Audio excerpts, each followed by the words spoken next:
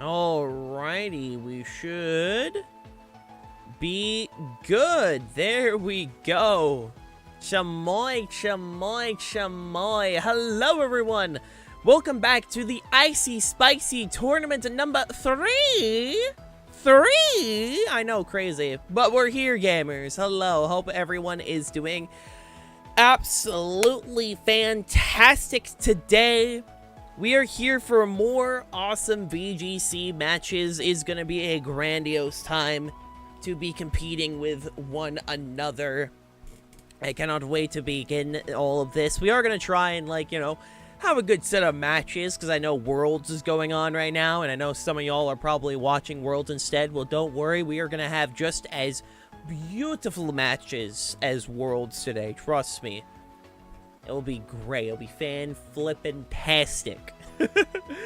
But we do have our competitors here today. If I open up the tournament grounds to double-check who are here.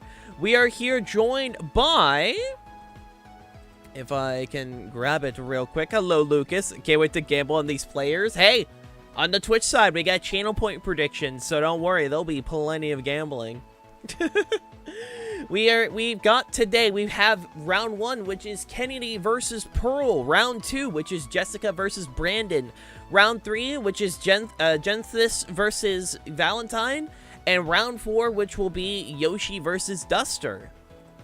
Could be swell, should be swell. We're going to have a great set of matches today. We're just going to wait for the people to hop on over before we begin. I just want to give people a little bit of time to make sure that we're all set and ready to go. It'd be absolutely fantastic. Just trying to chug some coffee. My right eye is still swollen. You know, you hate to see it. You absolutely hate to see it. I've been trying to do everything in my power to fix it, and instead it's like, but what if? Hear me out. We don't. Hi, Ed. I hope you're doing well today. Yeah, we'll just wait like a few minutes to make sure people are hopped on in, ready to go. Hell, can you send me the bracket? Yes, I can. Let me send that your way real quick. I will forward it to you, my good sir. There you go.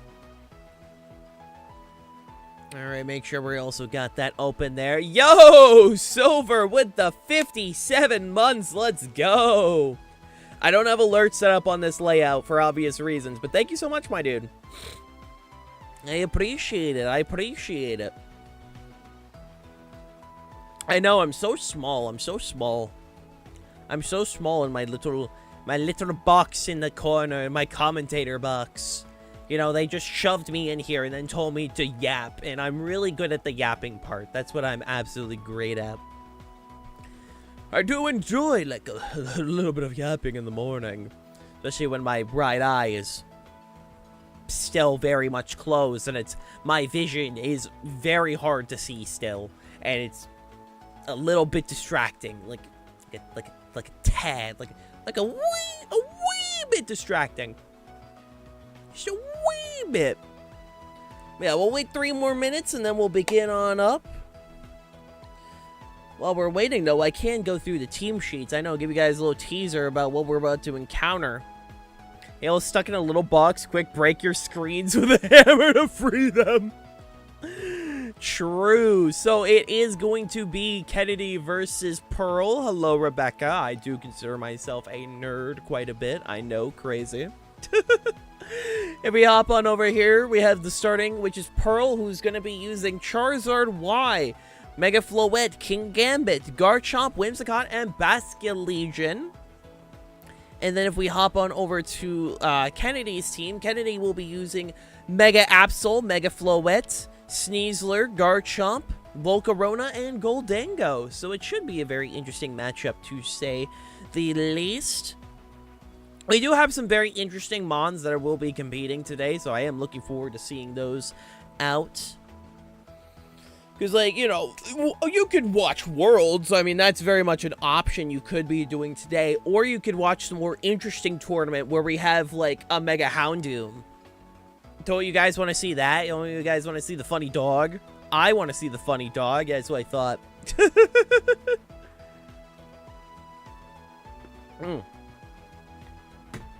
Like, why watch professionals when you could watch this, like, group of lads, you know?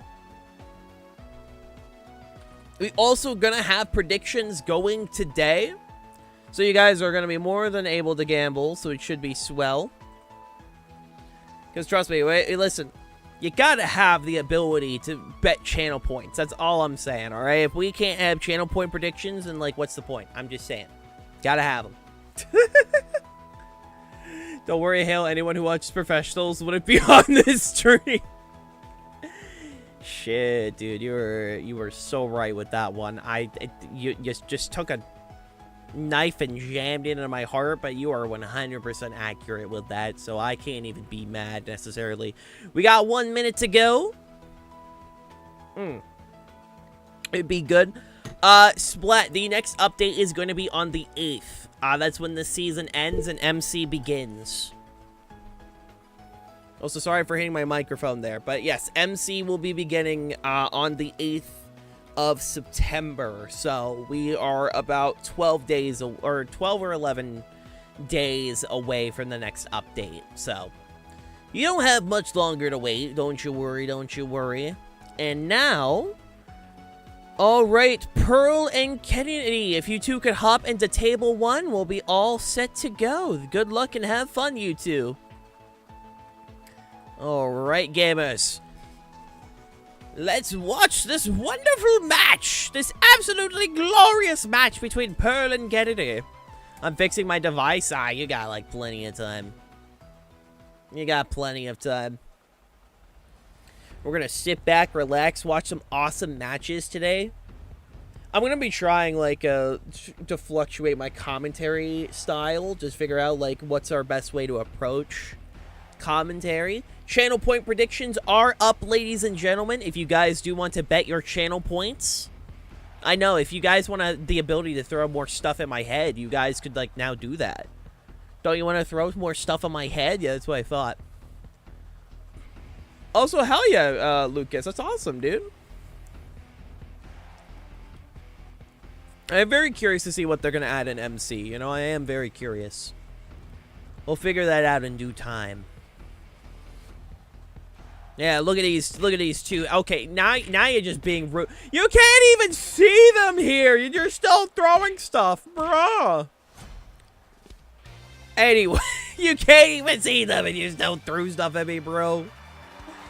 Anyway, Kennedy's going to be leading with Garchomp and Volcarona, while Pearl's going to be leading with Charizard and Whimsicott. A pretty even matchup across the board, in all honesty. I was already scammed before. This is no different. You still assaulted me. Let's not act like you didn't just throw stuff at my head. The answer is you did. You just couldn't see it, you know? It was like Baki punches, you know? It was all in my head. I will say it is very, like, both sides have it in very equal level right here. So Pearl is going to go for the Mega Evolution right there. Getting the old Zard Y out onto the field. Look at this silly guy, silly lad. Drought will be set up.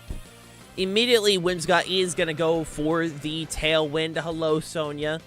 Sounds don't currently work, so they will be refunded as soon as possible. A Weather Ball is going to go into the Garchomp. Do about half. That's not that bad, but there's also a very high chance of a Rock Slide coming in. And, yeah, Rock Slide does immediately murder the Charizard. I just said the sounds are broken right now. We'll get you... We're in a tournament setting. We need professionalism.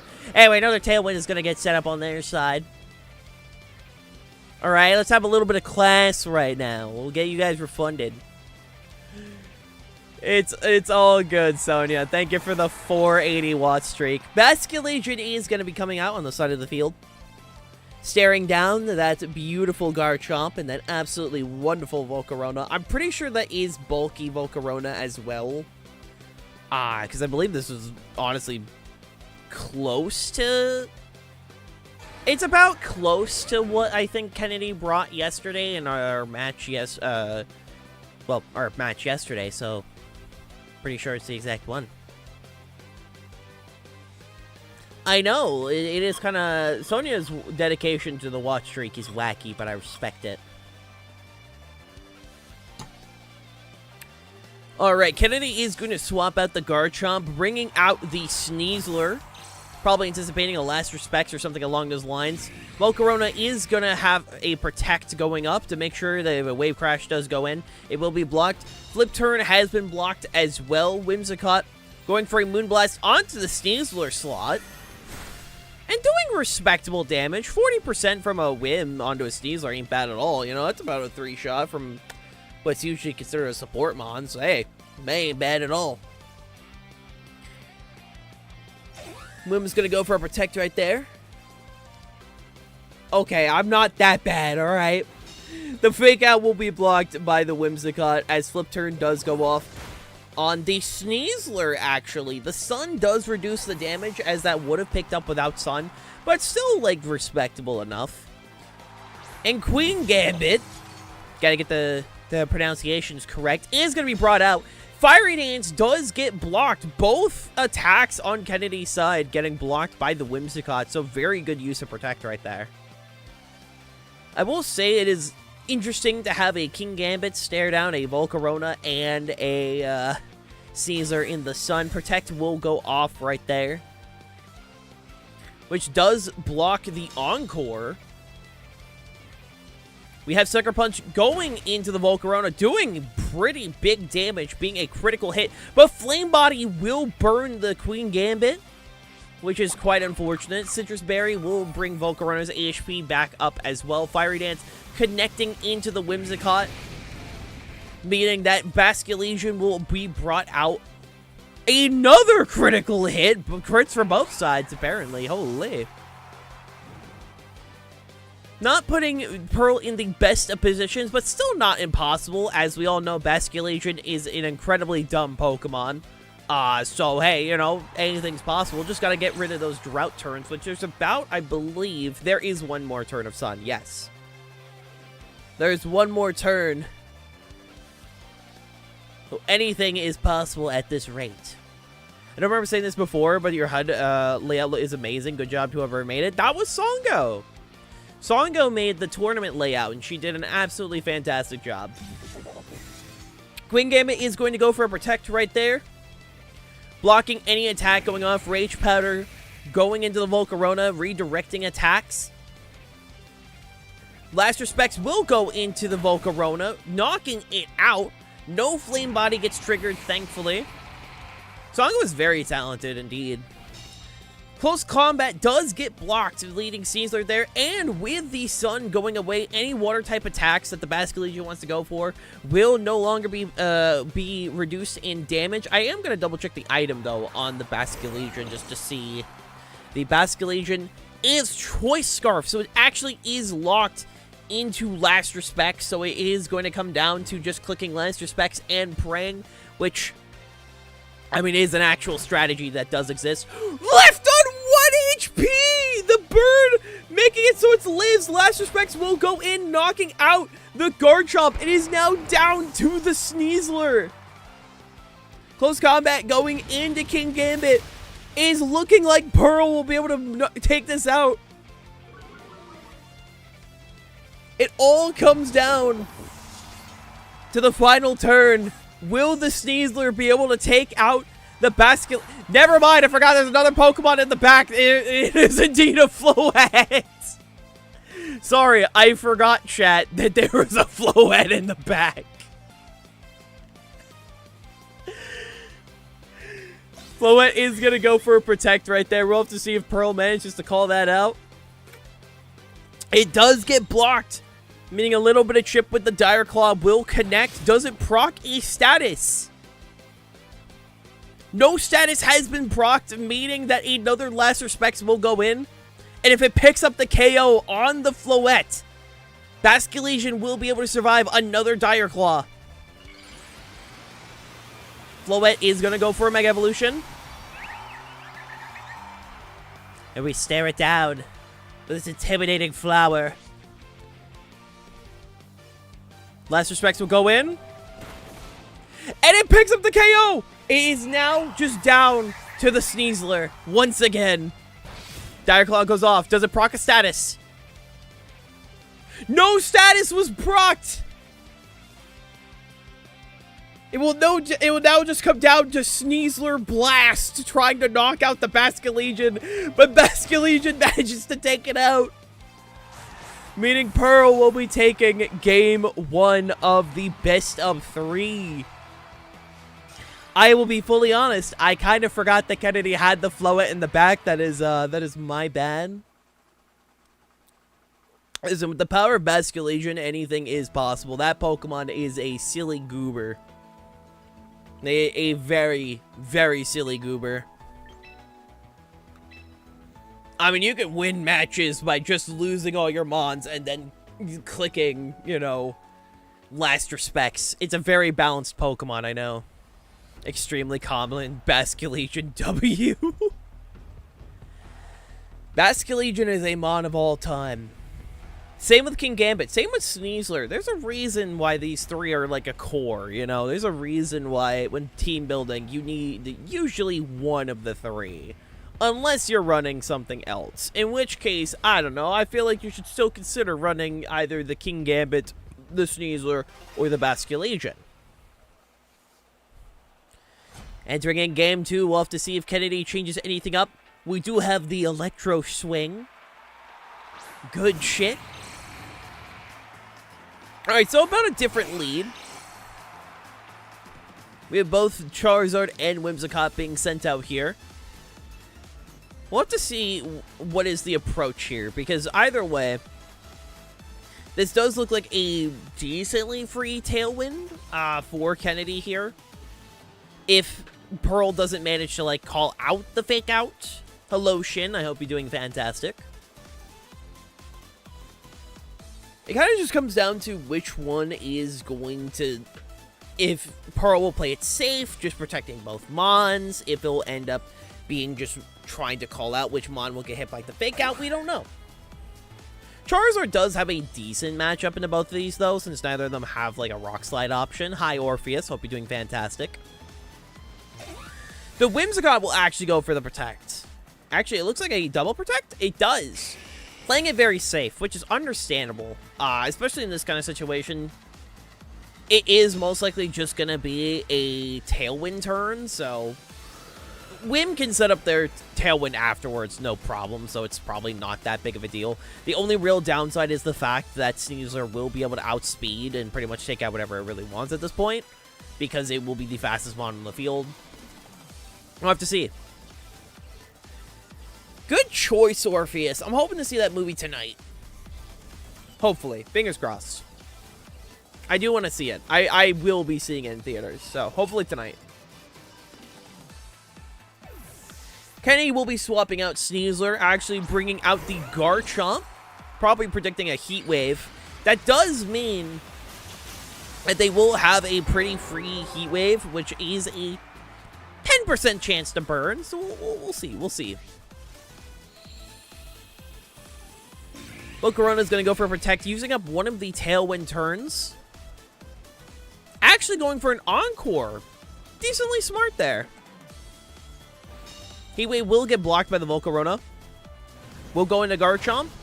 Honestly, that is some solid damage. A crit? Another crit! It would have been even funnier if it burnt. I'm just saying, it would have been funny. That does mean that Whim does have another option for Encore,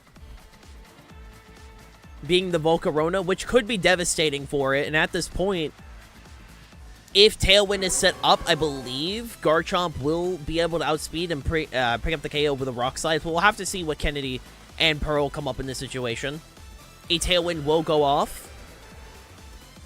Will Charizard outspeed? No, in fact, it will be the Garchomp who is the faster of the two. Charizard will go down. Doing a lot more with the Life Orb as well.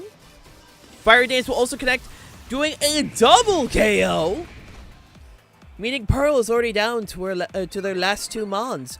The special attack will go up, giving Kennedy a little ounce of good luck as well. Hopefully to make up for that critical hit, because I don't think anyone really wants to deal with a critical hit. Unless you're the one doing the critical hit. Basculegion once again coming back out, along with Garchomp this time around. Now, Garchomp Dittos can be very interesting. It does come down to their nature, which in this tournament, it is open team sheet and natures are known. The Garchomp is a jolly nature, while Pearls is, if we check, Pearls is adamant, meaning that Garchomp will actually outspeed. We'll have to see how Pearl approaches that situation. I believe Tailwind will be up for one more turn. It does look like there actually will be no Protect. Last Respects will be going in. Bringing Volcarona down to 2 HP! Dragon Claw will go in, picking up the KO on the Garchomp. Rough Skin will do more damage as well. We'll have to see. Will be enough to take out with Life Orb as well. Just barely. It is now just down to the full power of a Basculegion.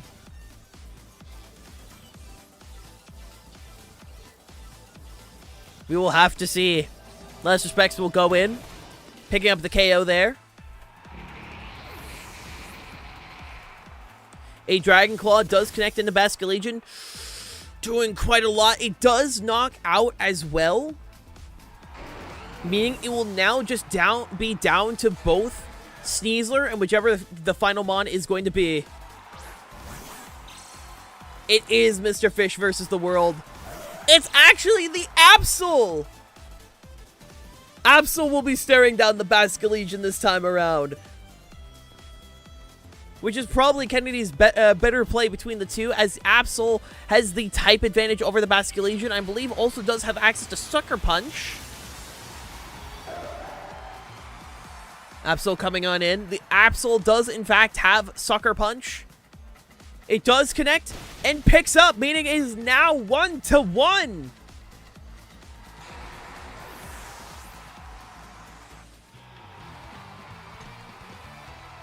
It is now anyone's game once again. We'll have to see. We'll have to see. If any Pokemon is going to win a upset, it would end up having to be a Basculegion. It's either going to be Basculegion or it's going to be King Gambit. Either of those Pokemon can bring it back from, like, the brinks of defeat. If it was Floette, once again, there was a genuine... I do believe there was a genuine chance. But because it was Absol, and with Absol having Sucker Punch and the Basculegion being a Choice Scarf, it was definitely going to be a little bit of an uphill battle there. Because I know Kennedy really likes using Absol. Which is cool, you know. You gotta rep your favorites. I mean, you just gotta, you know. But it is now down to anyone's game. We'll have to see. We'll have to see. Hello, Sam. We'll have to see if either opponents adapt to the strats that have been going on at this point. Kennedy, for the most part, seems to want to set up Tailwind as soon as possible with Volcarona.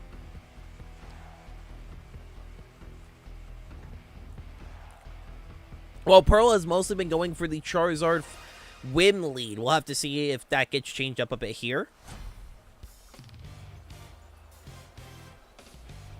What do we got? What do we got here? Alright, the Garchomp Volcarona are back. And once again, bringing out the Charizard and the Whimsicott. Seems to be Pearl's favorite lead here. We'll have to see if any adaptation does happen, as we do know that Charizard, at least with its current moveset, is unable to one-shot the Garchomp, and the Garchomp is definitely able to one-shot the Charizard. We'll have to see if maybe like a different play happens, maybe a switch, a protect, we don't know. Staring down both sides right now. Charizard is immediately going to go for a protect.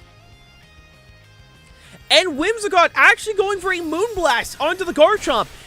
Instantly picking up the KO! Charizard's biggest fear is gone. Critical hit once again! These critical hits have been insane so far. Fiery Dance going on in. It looks to be a trade for a trade. Bringing Whim down to the sash. Pearl going for the fuck it, we ball Charizard and Whim leads. Genuinely. It has been crazy to see. Hello, Sam. Hope you're doing well. Pearl having a massive advantage, as without the Garchomp, this team does struggle to take out the Charizard. Absol being brought out here, most likely giving Charizard a pretty decent chance to just fire off Heat Waves and going for Tailwind. Pearl did a massive play, knocking out the Garchomp as soon as possible, as that was, in fact, probably the best play they could have done. Just immediately knocking out Charizard's biggest threat, because every time the Garchomp just immediately said, Rock Slide, Rock Slide, Rock Slide, Rock Slide. Pearl's gonna be Mega Evolving the Charizard, bringing out the Charizard Y. We all love our Charizard Y, don't we, chat?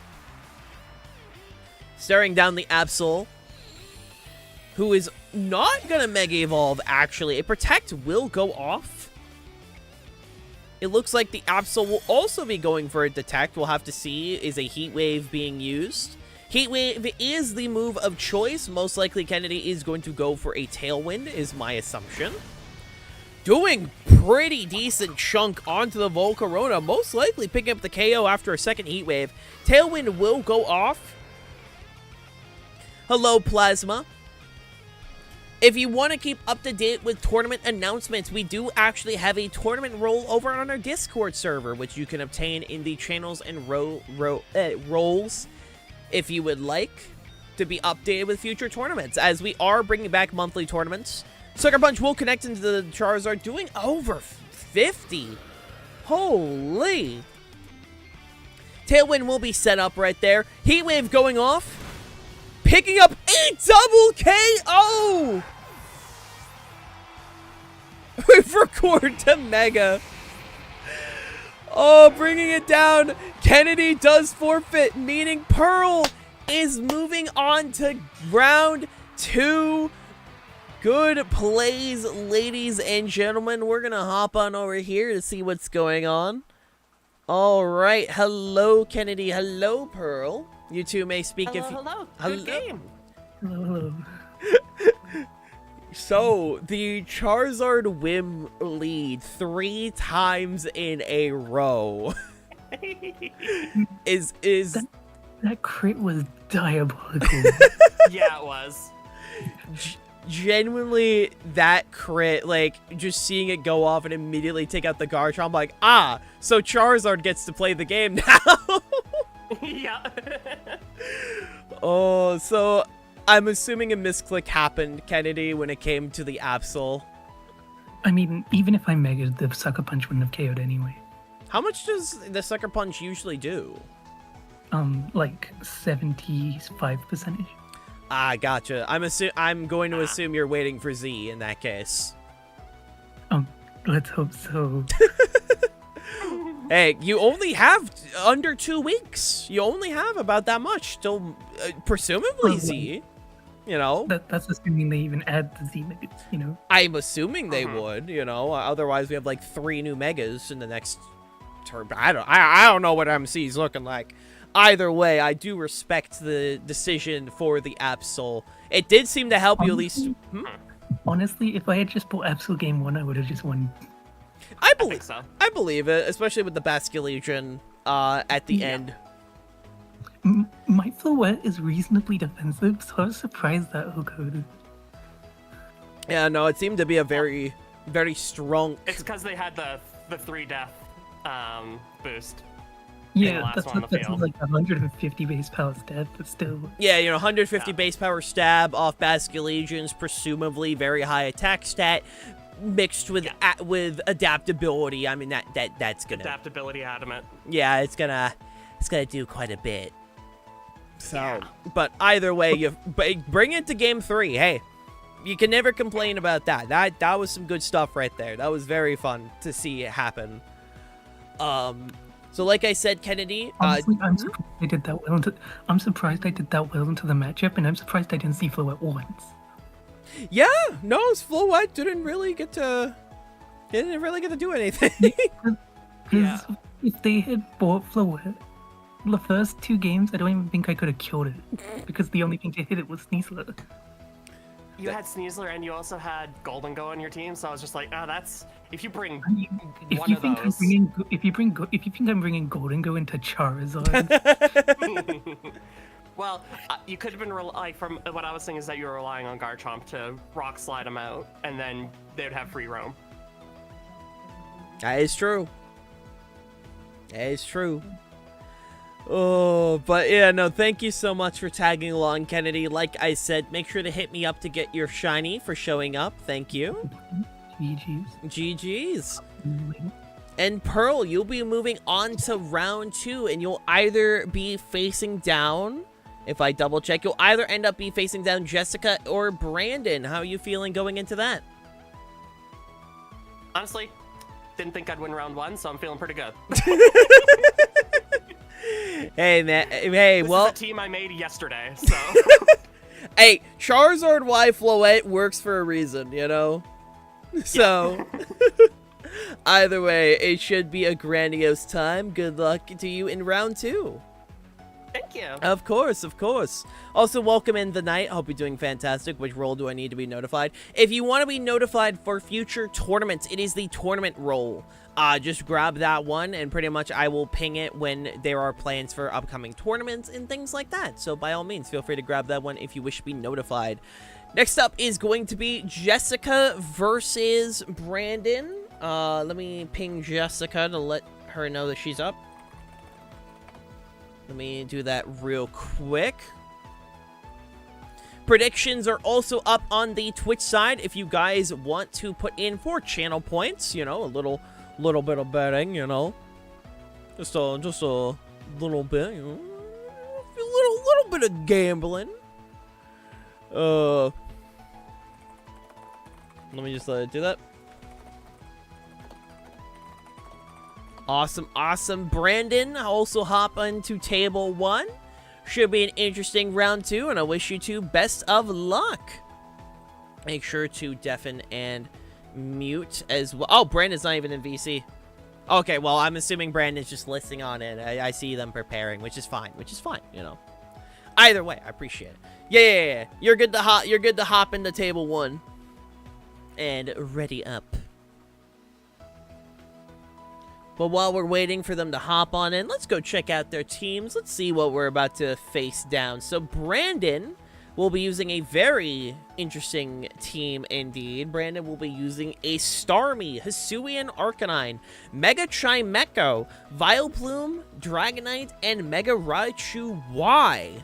Very interesting combination of mons that I look forward to seeing. While Jessica will be bringing her, I believe her staple team is what has been the one we've seen quite a bit, which is Cantonian Arcanine, Mega Kangaskhan, Mega Gardevoir, Slowbro, Whimsicott, and Garchomp. Should be interesting to see. Good luck and have fun to both of you. By the way, is a promotion for Twitch badges working on all Pokemon game categories or just the Pokemon one? It is working for all Pokemon categories and also just chatting, arts, and I believe IRL. I believe that's what the badges are working in at the moment. But yeah, any Pokemon category plus the things like just chatting, IRL, and art, I believe are the categories that work with that. These are 2 very interesting teams, which is why I'm happy that these 2 are the ones fighting each other, because I want to see what both of them bring to the table. Because you know, we're seeing like a Mega Chimecho. I haven't seen a Mega Chimecho since this game launched, so I'm genuinely very curious to see if it gets brought out. You know, we also have like Life Orb Dragonite, which is, you know, pretty decently standard, but the moveset is a little unorthodox. Same with the Starmie. That's not a Mega Starmie, that's a standard Starmie. I truly do believe this could be anyone's game between the 2. So let's find out who will be fighting and who will be winning here.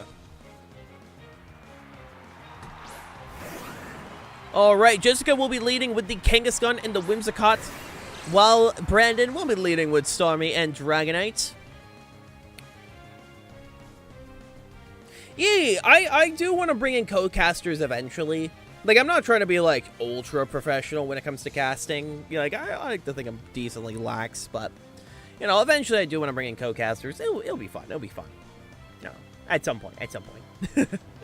But anyway, we are going to be starting with these two, both each staring each other down. I mean, look at the Kangaskhan. Little baby Kangaskhan. I know Jessica is very... She's been very flexible. Flexible is the word, with the Kangaskhan and the Gardevoir Mega Evolution, but we will actually be seeing the Mega Kangaskhan. It is the Fake Out Last Resorts combo, if you guys are familiar with that one. I believe it was Wolfie who popularized that one. Fake Out will be going into the Dragonite. I don't know if that's actually Inner Focus or not. I didn't double check. Tailwind will also be set up. Starmie will be presumably the only one to attack. It will. Going in for an Ice Beam, doing pretty decent damage for, I believe, Expert Belt, I believe is the item of choice. And the Dragonite is, in fact, multi-scale, meaning it did actually get flinched there, which I'm shocked it's multi-scale over Inner Focus, because usually with the Life Orb Dragonite, it usually ends up being Inner Focus, because it's just good for overall physical attackers. Inner Focus is a wonderful ability for at least, you know, the old physical attackers. Jessica will be swapping out the Whimsicott, bringing in Arcanine, getting an Intimidate drop. Extreme Speed will connect, doing a pretty decent chunk. It is Life Orb damage. Last Resorts going into the Starmie, and immediately picking up the KO, not even needing the baby damage. Very solid start on Jessica's behalf. Yeah, no, Fake Out doing that much on multi-scale is crazy. Alright, is the fight of the dogs. Did I say Dorb? Shut up. I jab. Hope you're doing fantastic. It's the fight of the dogs. One with Intimidate, one with Head Smash. You know for a fact that thing is clicking Head Smash as soon as possible. So we'll have to see how this matchup goes up here. I believe it is also a Focus Sash. I could be wrong on that behalf. I would open up the team sheets, but I don't really feel like it at the moment. I'm just watching this match. Same with you guys. I'm just the one yapping about it. I'm just yapping about the matches. What are the dogs doing? We're going to find out. Last Resort going on in, doing 50%. Not bad, especially onto a rock type right there. Play rough, going into the Dragonite, immediately picking up the KO. Bringing Brandon down to their last two Mons. Well, Jessica still has all four. The Life Orb will do a little bit of chip onto the Arcanine. Head Smash will connect. Going into the Kangaskhan, and not even picking up the KO, only doing 17%. Jessica's Mons are hanging on by a thread, and there is still a Mystery Mon in the back. For the Mega Evolution, Brandon has decided to bring in the Raichu Y, which Raichu Y is notoriously a very frail Mon with one turn lift of Tailwind on Jessica's side, and the Whimsicott still packed in the back with a Mystery Mon there. We'll have to see which one it is. If it ends up being the Garchomp, it could end up being GG. We will have to see. Jessica is going to swap out, bringing out the Garchomp, protecting from any chance of a Zap Cannon connecting on in. Extreme Speed going into the Garchomp, doing respectable damage, but Rough Skin will allow it to do a little bit of chip as well. Wild Charge is going to be picked up by the Lightning Rod, giving the Raichu a bit of a... I'm assuming the boost didn't... I'm going to assume the boost didn't happen because Protect. I could be wrong. I don't know how the interaction works. You guys tell me. I don't know. You know, I'm a little stupid, but either way, it's a very good match at the moment for Jessica, especially again with Whim in the back. Raichu will Mega Evolve into Raichu Y. Focus Splash connecting into the Garchomp, not picking up the KO. Garchomp is going to go for a Rock Slide, picking up on the on the Arcanine, meaning it's now just down to Brandon's Raichu Y.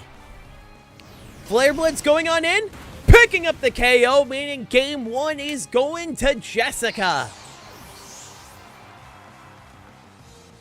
With the 4-0, in fact. Very, very solid playing on her side. You love to see it. GG's.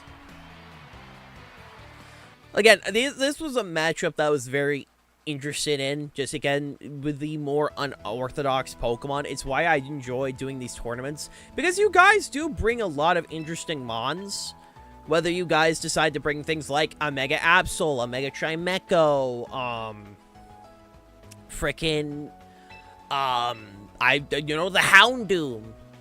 Remember, Tournament 1, we had a Mega Victory Bell. Like, we've had some very interesting mons being brought, and that's why, to me, these are the most fun.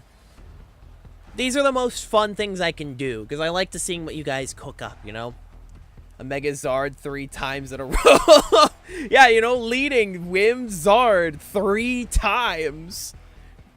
Probably a 4th in round 2. We'll have to see. I don't know. I'm not your boss. This ain't pre-recorded or scripted. This is just, hey, let me yap over some matches. See what's going on. See what you guys have cooked up.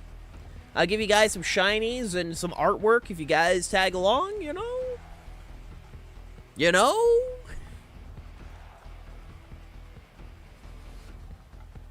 Having great times. Oh, hello, Cham. I hope you're doing well. Ugh. The Starmie... The Starmie is very interesting to me because it's actually not a Mega Starmie. It is an Expert Belt Starmie. I think that's funky. I think that's very funky. Because I know a lot of peeps have mostly, for the most part, kind of fell off on Mega Starmie, which is a damn shame. But, it's cool to still see him. Alright. Starting up once again with the Whimsicott Kangaskhat duo. Brandon changing it up with actually Chimecho and Vileplume. This is the one I'm most interested to see. I want to see this Mega Chimecho. It is the standard Calm Mind Sword Power set that I believe Mega Chimecho mostly uses just for the sake of getting off more damage. The Vileplume, I believe, is also pretty standard Vileplume. Things like Giga Drain, Sludge Bomb, Sleep Powder, etc. So nothing too crazy, but we will have to see. Once again, Kangaskhan is going to Mega Evolve, most likely going for a Fake Out on either of these mons. We'll have to see if Brandon is able to either go safely for a Double Protect or manages to make it the call out. The Chimecho Mega Evolves into Mega Chimecho. Look at his little guy. It's such a cool design, man. Fake Out will connect into the Vileplume, doing quite a bit of damage. But Effect Spore will pop off, meaning that the Kangaskhan is going to be poisoned. Doing chip over time. Tailwind being set up. Pretty standard turn 1 for a Kangaskhan Whimsicott lead. Cosmic Power actually going off, meaning this Chimecho is going to get bulkier and bulkier over time. Which is very interesting to see specifically because of the Vileplume having Effect Spore, which will result in poisons. Maybe that's the strat with the Chimecho. Get a defensive with Cosmic Powers, then going for Stored Powers on top of that. We'll have to see how this plays out. I believe the Whim also does have access to Encore. I could be wrong on that behalf. I'll have to double check. But if it does have Encore, it could actually be not the best situation to be in. We'll double check real quick. The Whimsicott does, in fact, have Encore. Actually choosing to swap out the Whimsicott, bringing out the Arcanine. Expert Starmie, just like the good old days of Black and White.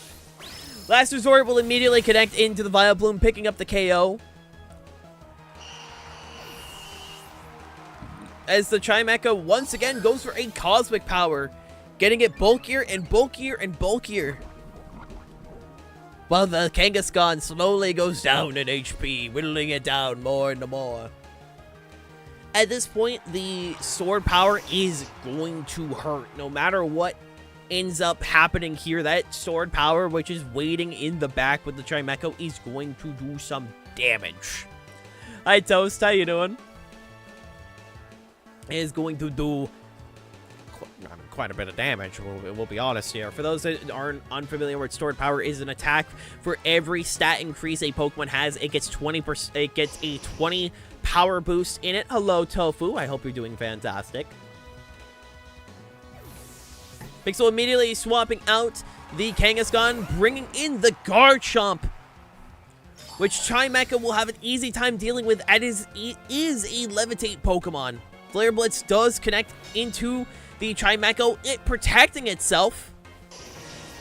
And it's actually going for Howl, making sure it gets another boost, meaning no matter what, this Chimecho is going... Oh, wait, it actually got blocked. Never mind. I thought it increased. That's my bad. I didn't know protect... I assumed it'd still go up. Either way, I mean, that's still, like... That's still double defenses, so, I mean, this thing is going to be a nuisance to get rid of either way.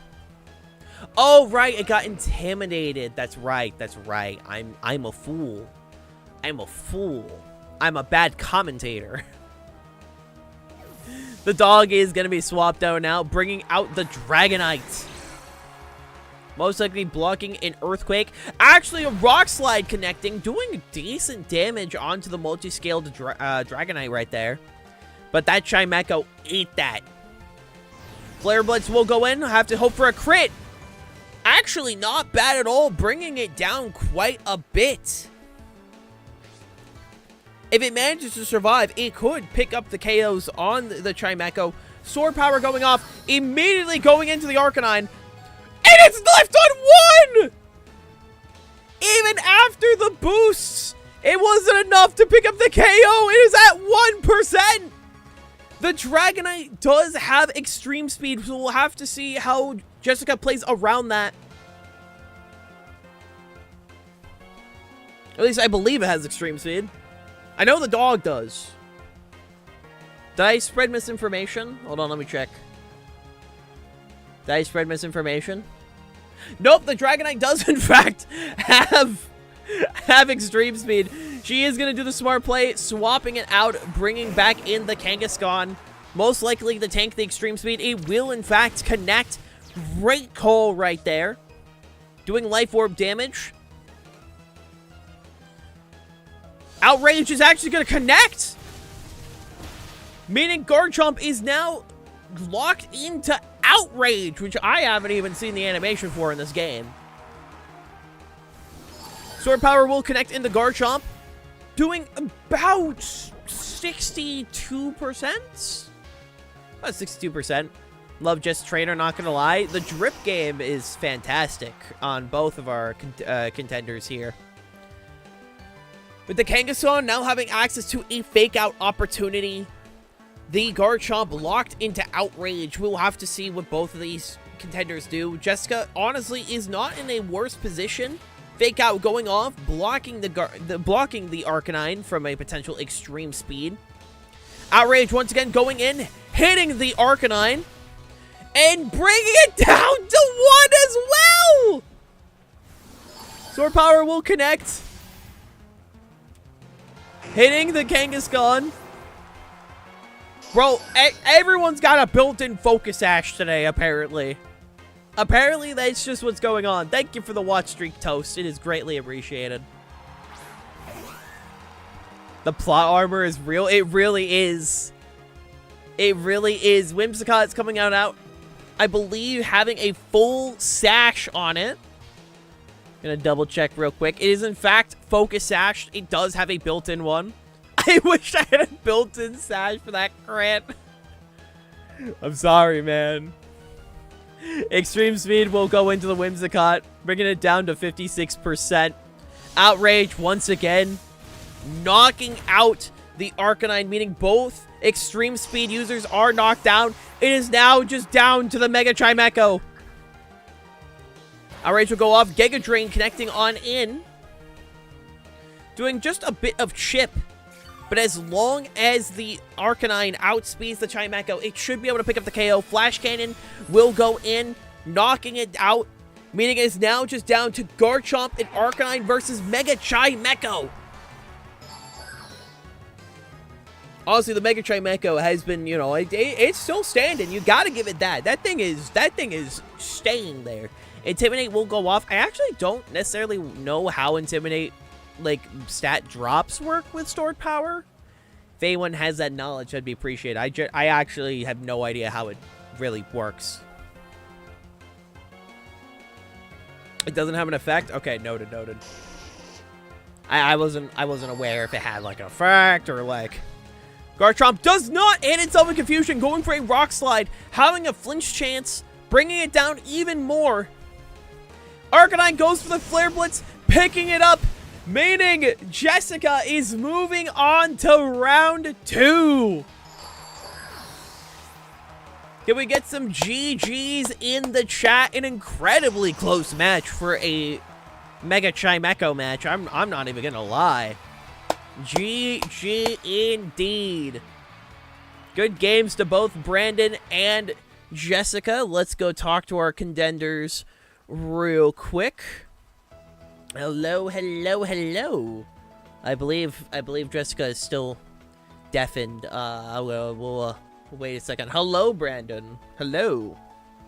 Welcome on in, you two. Hope you two are feeling... That was a very close match, honestly, for the Chimecho. I was not expecting Chimecho to be as decently as it was. So, you managed to pull it out. Quite impressive, my dude. Appreciate it. Well, I haven't used Mega Chimecho in a while. So thought it, why not, you know? Yeah. I wanted to try it out, see what it does, because I know it gets bulky when it Mega Evolves, and it gets a Steel type. And my thought was it's just like using Calm Mind and then stacking on up and then store power. Yeah, that was some pretty good matches, actually. Yeah, no, the Chimecho hung on there for quite a bit, and bringing down, like, especially in the second game, bringing Jessica down to, like, the final 2 Mons, it was very good. You fought very well, my dude. I had no idea what Mega Chimecho did. I was like, oh, Chimecho, what does that do? I didn't know it got Steel type. I'm looking in the menu. I'm literally hitting the X button to go look. It's like, all right, what is Steel? So yeah, that's a cool Pokemon. Yeah, Gen 3 is cool. I say Gen 3 is peak. It is pretty rad. Yeah, no, honestly, in my head, I was waiting to see if it was gonna be an accidental click on with, like, Garchomp going for a ground move onto the Chimecho. I was seeing if that was gonna be a possibility, but hey, either way, you both... Yeah. Actually, I thought it was gonna go for Earthquake, but then I remember Mega Chimecho already has Levitate, so... Yeah. It does? Yes, it does. Oh, okay. I knew that. Okay, so since it is open team sheet, I was like, okay, Chimecho has Levitate. Remember that. I was actually betting on it not having Levitate. I was like, it probably doesn't have Levitate anymore, right? So, but I think I still did with the Rock Slide or whatever instead, because it was just like, we'll see. Yeah. And I actually did a mistake on my part, because I thought Hal was going to go through Protect. It's like a sound move, so... I thought the same logic would apply with. Oh yeah, with the thunder thing. Yeah, the lightning rod. Yeah, I had no idea that it would work like that. That's good to know. Oh yeah, that and with the Howl with my Arcanine with the Chimecho. I thought it was gonna go through Protect, but I guess not. No, I thought the Chimecho got the attack up. It did. Oh, it was intimidated, which is why it was neutral. Oh. Yeah. Oh, it did. It did. Yeah. Okay. Even chat yelled at me about that because I'm like, wait, did it go? Oh, right, you got intimidated. So that was also on me. All right. Yeah. Yeah, No. I was actually opted to go from Inner Focus Dragonite, but then I thought people don't use multi-scale. I want to throw people off. Hey, fair enough. Either way, Fantastic matches between you two. Brandon, feel free to hit me up after stream to get your shiny, my dude. Just let me know which one you want. And I hope you have a great rest of your day. You too. You all too. Good luck. You all have fun. Yee, take care, man. Appreciate it. Of course, of course. And Jessica, you'll be moving on to round 2, and you'll be facing Pearl. How are we feeling about that currently? When this will be Jessica? I'll do my best. I'll have no regrets. Hell yeah. But I'll have to look. I have to look at Pearl's team sheet to see if I feel like my team can do it. But we'll see. I will again. I'll try my best. Hey, have no regrets. Hey, that's all you can really hope for. I wish you best of luck. Thank you. Of All course. Right, we'll see you all around. Heck yeah. All right. Next up is going to be Valentine versus Jeeth. So if you want to hop on in, both of you two, to table 1. Wish you both best of luck, and let's do this, my lads. All right. Hell, I blame you. What did I do? I have done absolutely nothing wrong, and you're accusing me of crimes that I've never committed. Stand strong. Stand proud, Chimeco. You are strong. Hell yeah. Sabotage. I have not committed sabotage, bruh. Listen, the channel points bets, which currently there are channel point bets going on right now, alright? No, it ain't my fault, alright? Ain't my fault. I don't know, listen, man, play responsibly with your channel points, that's all I can say, alright? Let me also do a quick ping real quick, just to make sure that they are here.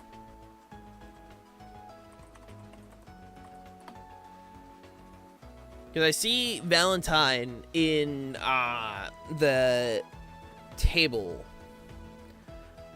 Thanks, Obama. I know, right? Hey, hails me because it was so hot. Literally didn't. Hail stole my Pokeballs. I literally did not, bro. You're accusing me of crimes I never committed.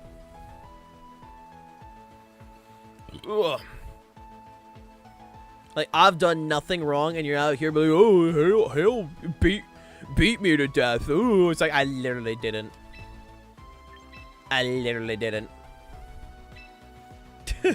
Alright, gamers. I didn't beat anyone to death, alright?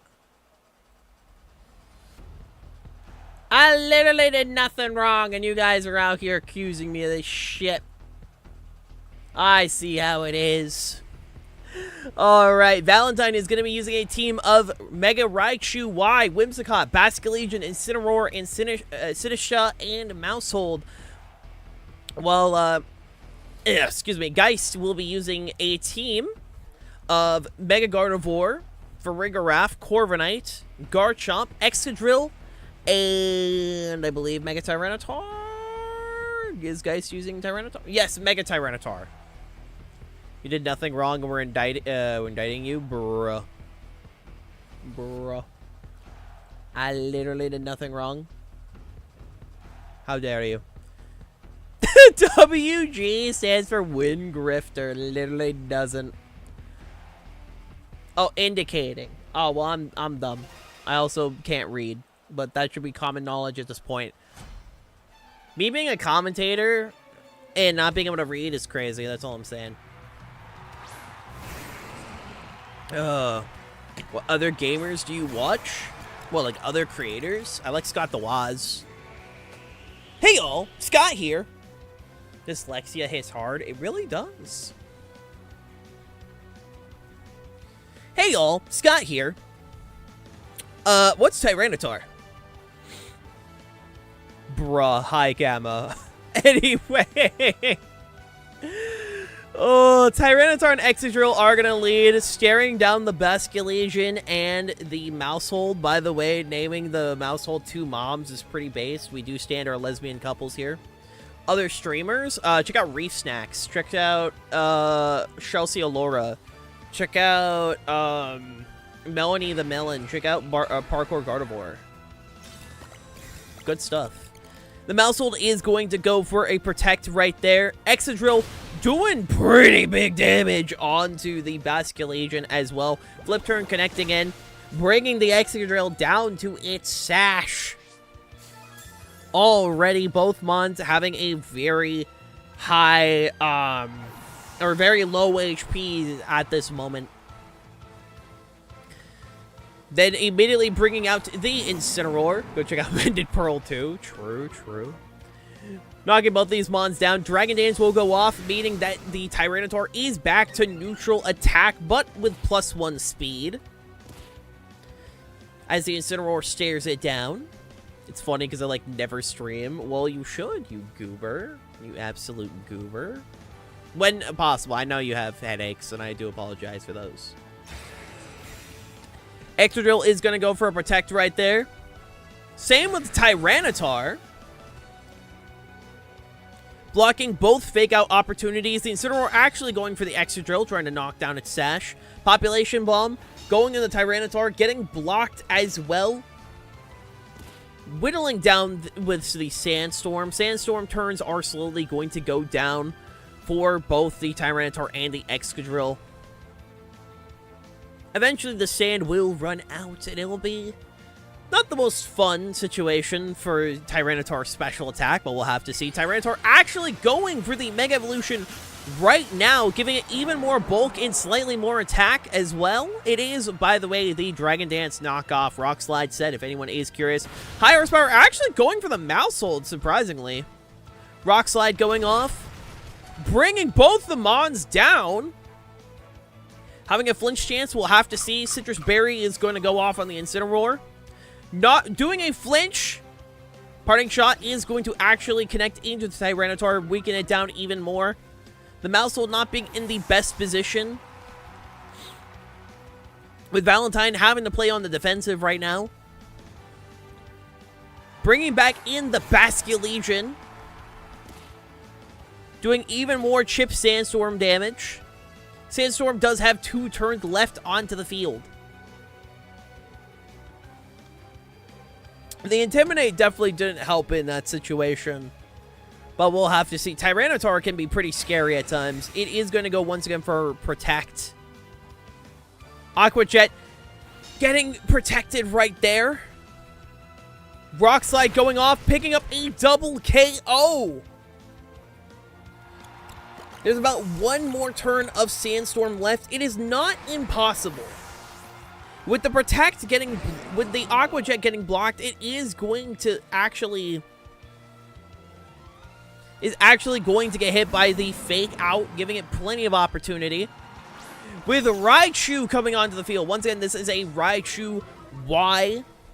And it definitely is going to outspeed that Tyranitar. I will give you that heads up now. That thing is 100% outspeeding Tyranitar.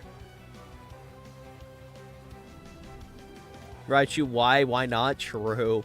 I read 2 moms instead, 2 mons instead of 2 moms, and I was like, those are 4 mice. Nah, it's 2 moms, bro.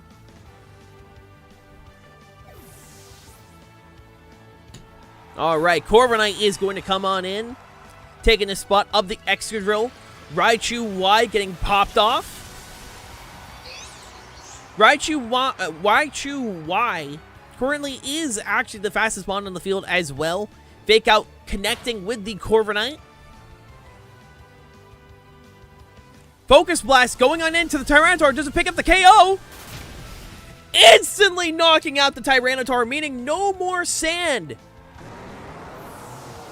And with Raichu Y being the fastest Mon on the field, it is not impossible for the Y to pick up clean up the game. Oh my lord, I know how to speak.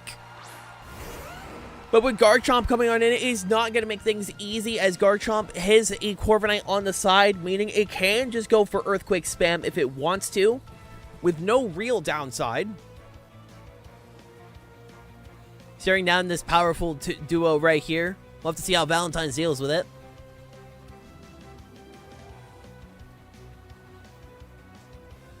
Both of them thinking, pondering even. They built it LGBT censorship. That's crazy. Bro, gay rights are kind of cool. I'm just saying, you know. Especially a strong lesbian couple. Good for them.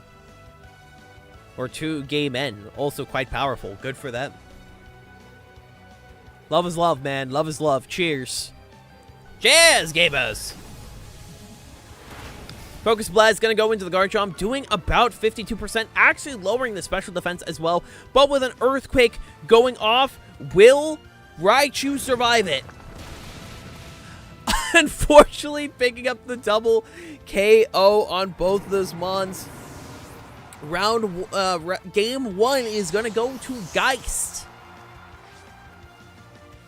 I mean, it is a Life Orb Earthquake. That thing is strong. That thing is a strong Mon. Like, Garchomp was already strong beforehand. Then they just gave it Life Orb. You know, they just felt like giving it Life Orb. For no good reason. For no good reason.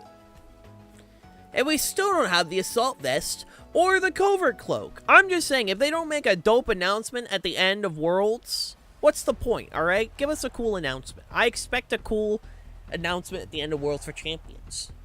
Say that the Assault Vest and Covert Cloak are coming back, you know? There's no Assault Vest in this game. Not currently. Not currently. Like, generally, I just want the Assault Vest. I want the Covert Cloak. I want the Clear Amulet. You know? Life Orb also made Mega Greninja unemployed. Literally. Like, genuinely. We just need the good items, bro. We need the good items. We wait every single day for them to come back. I miss them. I miss them so much. Yeah, give me those 3 and we'll be good to go. That's all I can say.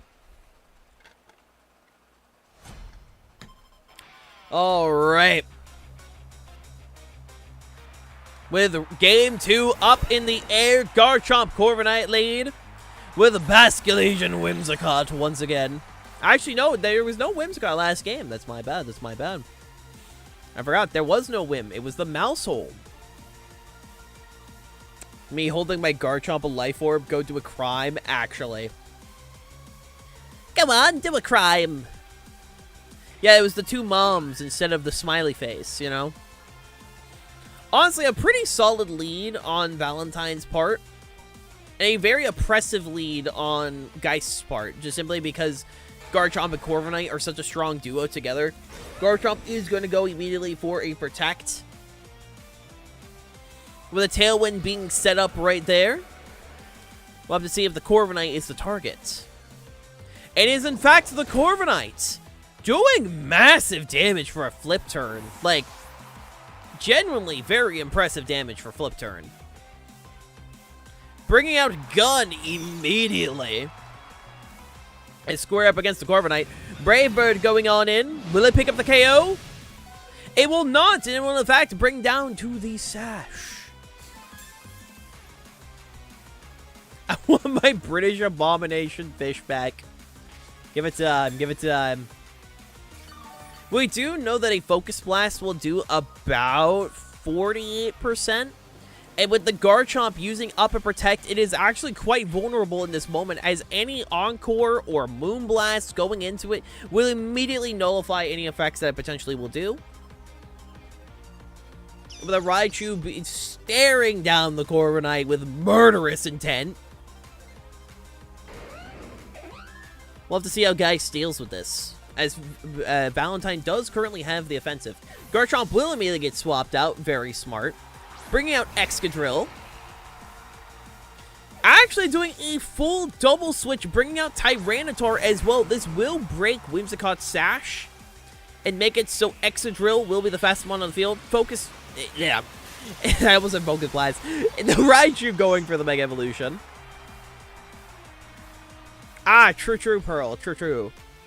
The Encore will be denied. A Focus Blast going into Gart! It's going into Tyranitar! Immediately! No fears,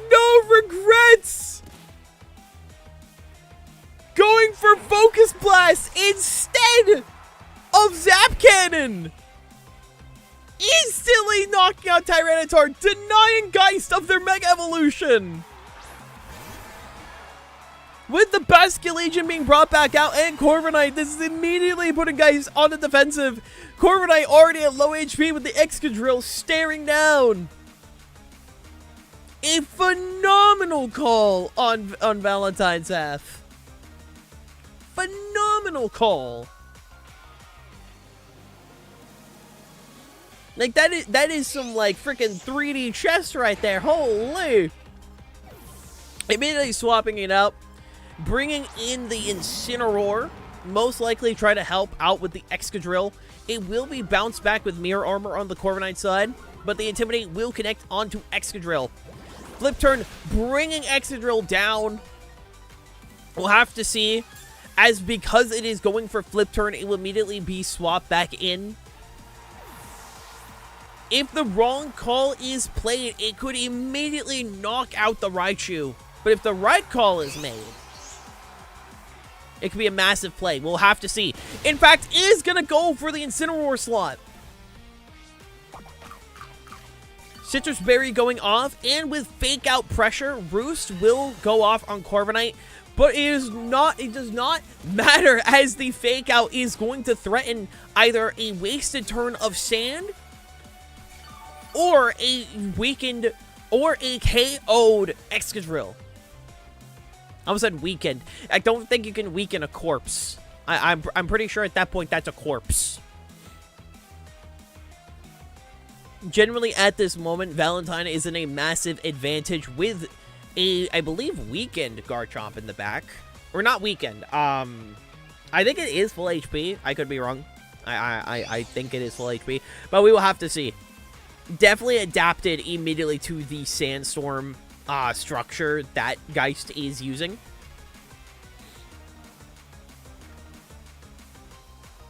That is true. Swapping out for the Garchomp, a very solid call right there. Most likely trying to predict a Zap Cannon. Maybe Valentine will predict that again. Actually going for the Focus Blast. And going for Flare Blitz, doing a little bit of chip damage. It won't do a ton, but chip damage is still chip damage. It is a little bit of a scary situation, as currently they are staring down a Garchomp. Now, granted, the Garchomp, I believe, only has Earthquake for its ground move. Yes, currently it only has Earthquake, meaning it can't go for Earthquake as Protect was just used. Unless they swap back in Corviknight. And they want to risk losing Corviknight. So we'll actually have to see what is the play here. Valentine is going to go for a Protect. Blocking the high horsepower. Garchomp will go for Rock Slide. Does it fully connect? It does connect. Not picking up. Does it flinch, though? That is the big thing. Will it get the flinch? It does not flinch, meaning that we're able to pivot once again, giving Valentine another Intimidate and another use of the Fake Out. Instead of will it blend, it's will it flinch, literally. Having a nearly full HP Basculegion on standby. The Sandstorm, one more use. One more turn of Sandstorm and the speed tiers will reset. The biggest threat on the field being the Garchomp. The Excadrill is going to be swapped out, bringing out Corviknight. Valentine is going to play it safe, bringing out the Garchomp, which will bringing out the Incineroar, which will weaken the Garchomp. Mirror Armor slinging it back. Last respects. It missed because of Sand Veil! The Earthquake is weakened. It does allow Basculegion to survive it. That was a massive miss right there. But it is not impossible, as with the Sandstorm gone, I believe the fastest mon on the field is going to be Basculegion. Let me just double check to make sure it is in fact the... Let me double check. It is Choice Scarf. This is the Choice Scarf set. Meaning that both the Raichu and the Basculegion are once again the fastest mons on the field. Going for the Focus Blast. Not picking up on the Garchomp. Last Respect will go off. Picking up on Corviknight. Earthquake will go off. It does not pick up the KO on the Basculegion, but the Raichu is going down. Wait! The Life Orb! The Life Orb knocked it out! Wait! The Life Orb knocked out Garchomp, meaning it's actually now down to Excadrill! Who is at 1 HP! And because it's Choice Scarfed, it is going to outspeed! Meaning Valentine has managed to pull back! We're going to another game 3! GG! Holy! An insane second game! We're going to a game 3, gamers! Genuinely fucking insane! The Life Orb damage being the thing that takes out the Garchomp. Thank you for the watch streak, Ace. Holy, bro. Genuinely crazy fucking match. It is now down to the game 3. Is Geist going to change anything? Will we finally see the Gardevoir and the Frigoraph, or will it still be the Sand Team core? The Sand Team core definitely being the strongest thing against the Raichu Y. But the second that Basculegion is able to click attacks, it will become a problem. The prediction on the Tyranitar, knocking the Garchomp and then Life Orb range, genuinely insane match on Valentine's behalf. Oh, excuse me.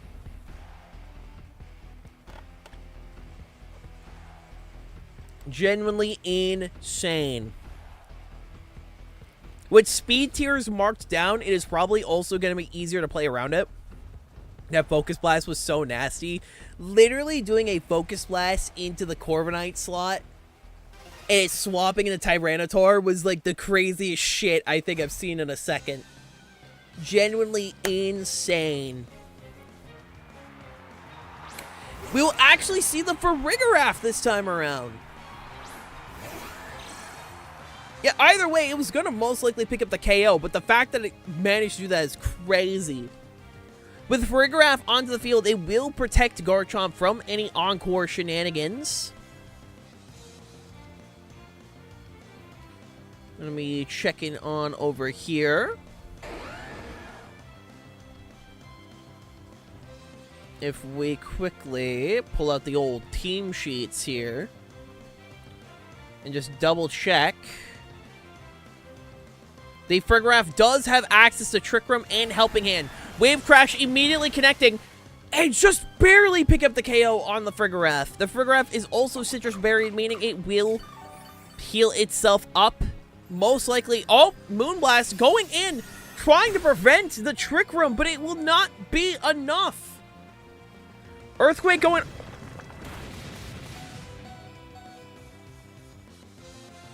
Earthquake going off. KOing Farigiraf.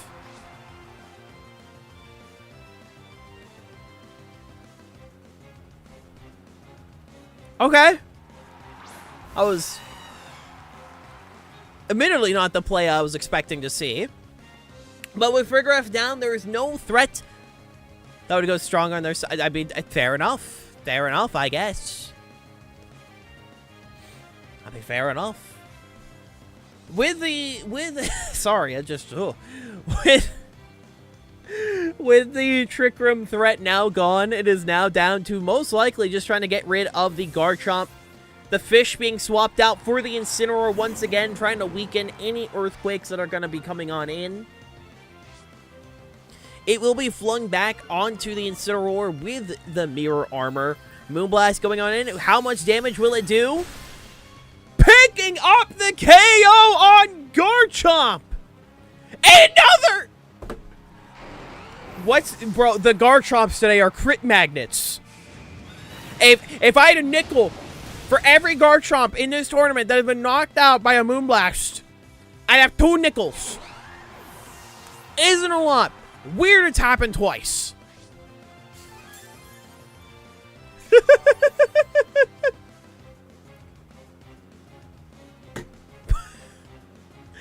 But with no Tailwind set up, it is going to be coming down to speed ties right here.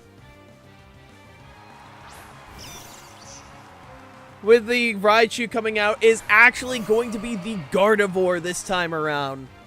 With Basculegion still being in the back, weakened, but in the back with last respects, this could come down to just a simple fake out.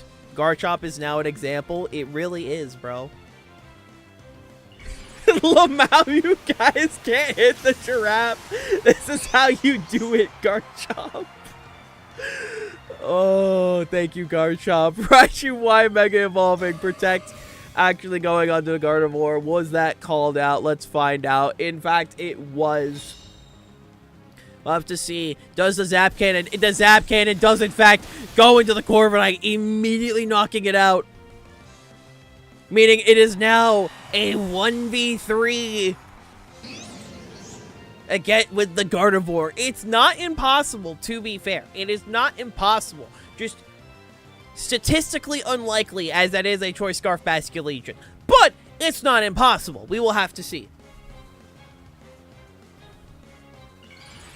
The Gardevoir going for the Mega Evolution. Mega Gardevoir has entered the field.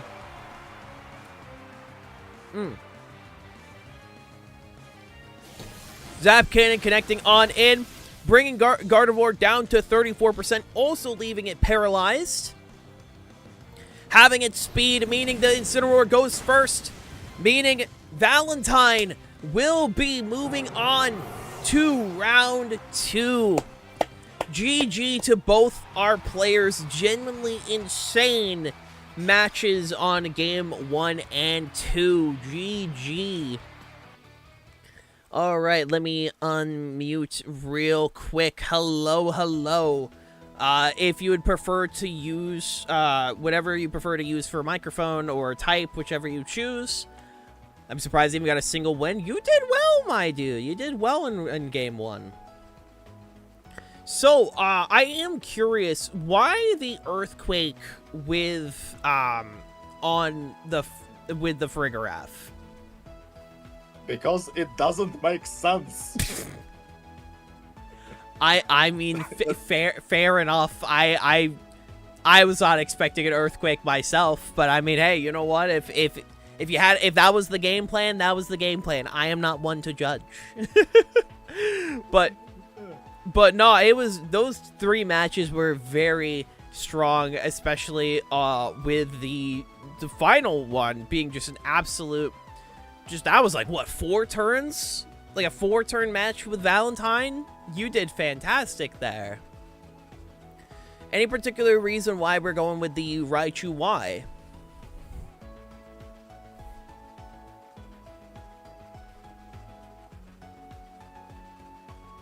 True, Lucas, true. I didn't have time to make a team, so I just used that one. Hey, fair enough. Fair enough. I mean, most of the time I enter any, like, events of my own, I just use the same Blaziken team, so hey, I ain't judging there. Oh. But no, honestly, for fighting against a sand team in particular, the Raichu Y held itself up, especially with calling out the switch with the Corviknight into the Tyranitar and immediately one-shotting. That call out was insane. Genuinely crazy call there. My Right. favorite round was round 2 of that match. Even though I lost. Hey, it was just It was so close and so cool. It was a very good match, so I can't blame you there. Raichu was fun with the lightning rod. I do like the mega. Hell yeah. Random bullshit go. Sometimes you just gotta fling out I like megas where you have to choose when to use it. Hey, fair enough. Raichu Y is a pretty decent one to use that with. Guys, thank you so much for tagging along. To receive your shiny, just hit me up after stream. Just let me know which one you would like. Is there anything you would like to say? Thank you for having me. I had fun, even though I got eliminated on first round. Hey, my mindset is if you can bring it to game 3, you did great, my dude. So do not worry about it. Thank you. Of course. Have a good rest of your day, my dude. You too. Goodbyes. So, Valentine. Bye-bye. Also, Valentine, you gotta win from now on. Valentine, you'll be moving on to the second round. So, you'll either be facing down Yoshi or Duster. Any particular thoughts on one of your upcoming opponents? The poor crit onto the Garchomp. Again, the second Moonblast crit onto Garchomp today. Hi, Spin Dash. I hope you're doing fantastic. Predictions are up for the next round, by the way. Make sure to put in your channel point predictions.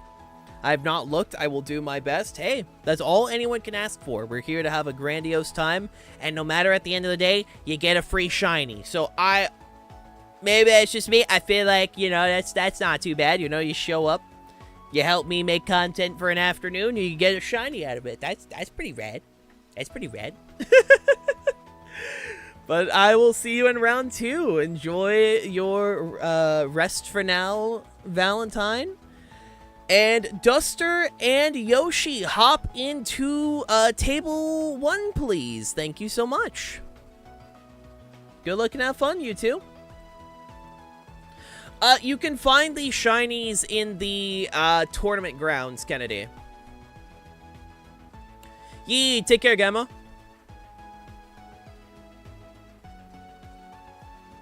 Yeah, the tournament grounds is where you can find where the shinies are.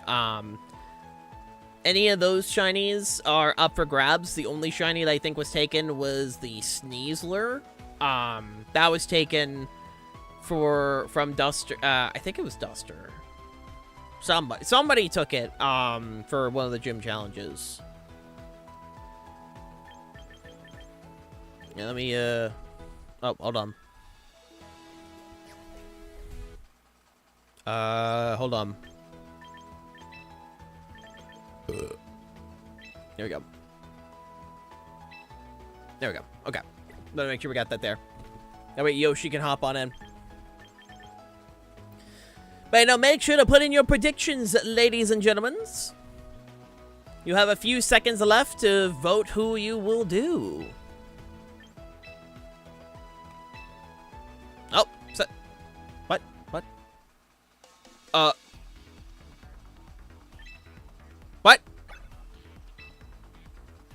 Huh? Hold on.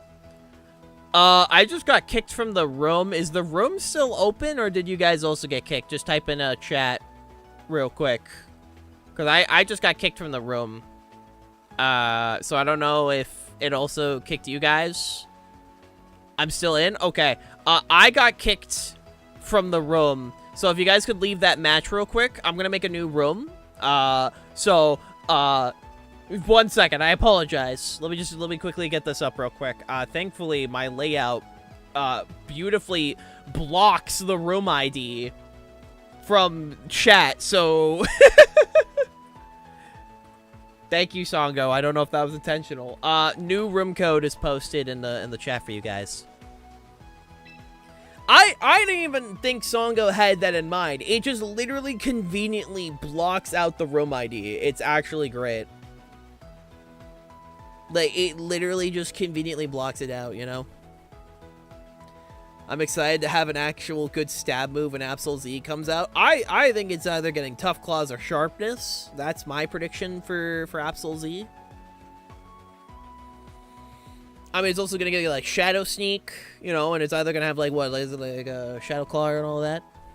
Should be fun. Should be fun. Oh yeah, I forgot let me mute real quick, Lamau.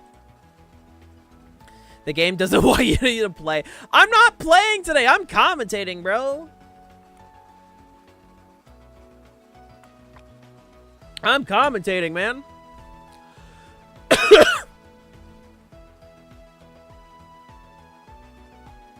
Like, I'm gonna relaunch. Yeah, no, do what you gotta do. Do what you gotta do. Just hop on into the room. I'm not here to battle people. I'm here to commentate and yap and say words as you people battle for my entertainment.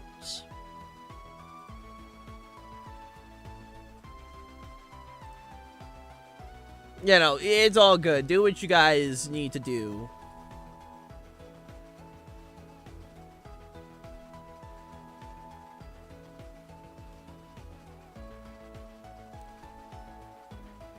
Like a true leader, watching people fight for entertainment? True. Like my Absol being fake out immune and fighting immune? True. Sango playing 4D chess. Ah, yeah, Sango in her 4D chess when blocking the fucking thing from the layout, you know?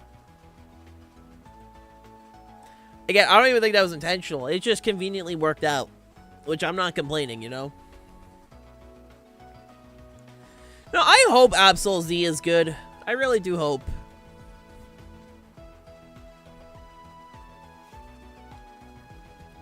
I make it like making it fake out immune and having like such a strong physical attack stat and speed tier is really nice, you know? Alright, let's try that again.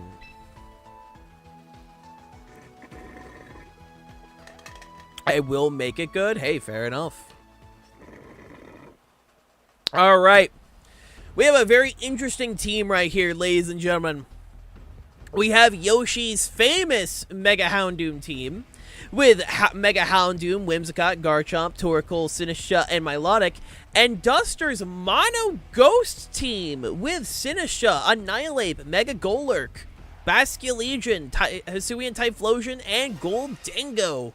Should be a very interesting match to see. I will say it is quite unfortunate using a Mono Ghost team against a Mega Houndoom, but not impossible. Not impossible. Immediately going for a frisk right there, frisking all of the items, which, I mean, you know, in tournament setting, you know, it's not necessarily needed, especially because we have Team Sheep. Hey, fair enough, fair enough. The sun immediately getting set up on both sides of the, both sides of the field with the Torkoal. Hello, Zach. Hope you're doing well. Is Houndoom even Mega here? I mean, it's a Mega Houndoom. And would you look at that? There it is. The Mega Houndoom, bro. It does have Flash Fire's base ability, yeah. With the Houndoom going for the Mega Evolution. Immediately going for a Protect, trying to block off any potential bullshit there. Dark Pulse connecting with the Basculegion. Immediately picking up the KO. As the Houndoom stares down, a Weather Ball is going to connect into the Protect, making it block there. Solar Power is going to slowly whittle away the HP of the Houndoom. Slowly but surely. With a Mega Golurk coming on out, staring down these mons. Mega Golurk will be phenomenal into the Houndoom with the, you know, the ground and the fire. Unfortunately, it's also Ghost, and that Dark Pulse. I mean, no matter what slot you really connect, like, click into, the Dark Pulse is going to do lots of damage onto, like, the Ghosts. So I'll have to see how exactly it's going to play around here. Yoshi is going to swap out Torkoal, immediately bringing out Sinistra, making sure it is nice and topped off with the heals. And Golurk going for a Mega Evolution, Mega Evolving into Mega Golurk, who looks fucking awesome, by the way. Dark Pulse is going to connect into the Typhlosion, immediately knocking it out as well. We'll have to see what's the play exactly here. Brick Break actually going into it and just barely picking up the KO. With Solar Power bringing it down to just 5 HP. It is now down to Duster's own Sinisha and Golurk as they stare down the threat of the Houndoom. Houndoom being the fastest mon on the field does not necessarily help this current situation. Doesn't Golurk get Hammer Arm? That, I'm pretty sure it does. I think it gets Hammer Arm. I'm pretty sure it gets Superpower, but I could be wrong. Actually, I'm pretty sure, doesn't it get Close Combat now? I'm pretty sure it gets, like, a really good fighting move. I could be wrong. Apologies, I'm chugging coffee to make sure my throat doesn't explode. Heat Wave going off, immediately bringing up the KO. It does get Hammer Arm. Gotcha. Immediately knocking out the Sinisha. With the Life Dew going off. Restoring the HP of the Houndoom. It is now just down to the Mega Golurk. Another Brick Break going off, picking up the KO on the Houndoom. Meaning it is now a 3v1 with the Golurk. With Sinisha and Whimsicott on both sides of the field being at full HP, it is not necessarily looking the best for Golurk right now, but hey, it is not impossible. It is not over till it's over. Moonblast going on in. Paying the KO. Meaning game 1 will be going to Yoshi. Yeah, like I said, I swear it gets Close Combat now. I don't remember when it was given Close Combat. It might have been like Gen 9, but I know it got Close Combat. It has Close Combat now. I know it. I know it hasn't. I know it hasn't. I'm not crazy. It was Jimmy. Sorry, I've been watching a lot of Breaking Bad and Better Call Saul clips again, and now I have nothing but Breaking Bad and Better Call Saul clips in my head. My entire YouTube recommended feed is nothing but Breaking Bad and Better Call Saul. I have a problem, chat. It's one of those shows where every, like, 3 months, I will just see a random Breaking Bad or Better Call Saul clip, and then I get sent back down the rabbit hole, and then it becomes my vocal stims for the next week. It's a problem. It's a problem. Garchomp, when he sees another crit Moonblast, he can't keep getting away with that! Anyway, Duster will be leading off with the Annihilate and the Goldango, staring down, once again, the Houndoom and the Torkoal. Annihilate honestly having a decent matchup into the Houndoom. If it is able to outspeed in any way, there is a chance that it can take out the Houndoom before it even necessarily has the chance to set up with its Dark Pulses or Heat Wave. Either hurts. Swapping out the Goldango immediately for the Hisuian Typhlosion. Pretty smart if it is trying to call out a potential Heat Wave, which I do believe Dark Pulse is actually neutral into Annihilate. I could be wrong. Someone correct me if I'm wrong, but I'm pretty sure Fighting Resist Dark, I think? I could be wrong. I don't remember. I'm a bad Pokemon player. A Helping Hand's going to go off, making me think it is going to be Heat Wave, and in fact is Heat Wave. Immediately picking up the KO on the Annihilate and bringing even Hisuian Typhlosion down to 16%. It does resist Dark. Gotcha. Insane damage.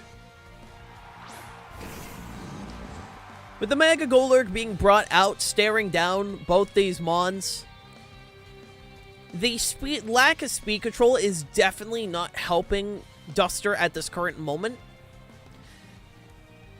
As because of the fact that it is unable to really necessarily get a chance to go first, it is pretty much comes down to just trying to survive hits. Mega Golurk once again coming out.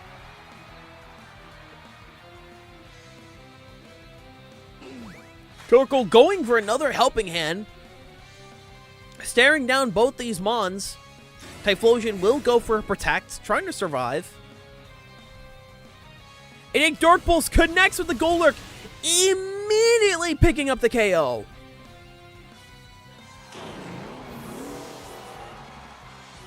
Is not necessarily looking the best at this moment with the Goldango in the back. One Heat Wave is likely to pick it up, but we'll have to see. We will have to see.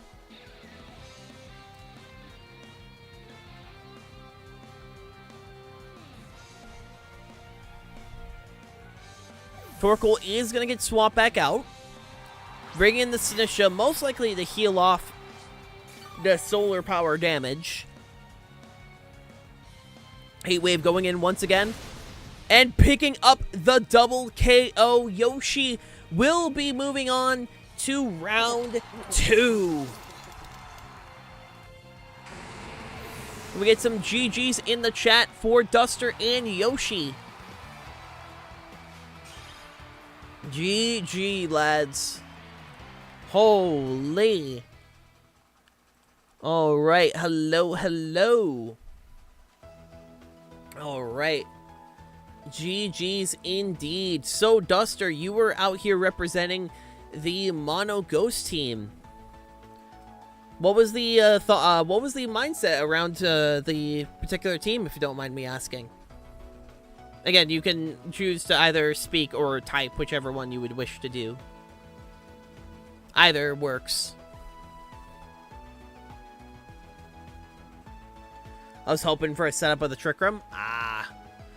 Gotcha, gotcha. Yeah, no, the Houndoom itself was definitely a interesting matchup to go against the Mono Ghost team, but for what you were given in that situation, you did try your best in that, and I gotta give props for that, especially when you had quite a few ghost types that were also weak to fire. So honestly, I do give you props for the commitment of trying to take down the Houndoom team. GG's all around. And is there anything you would like to say for chat, Duster?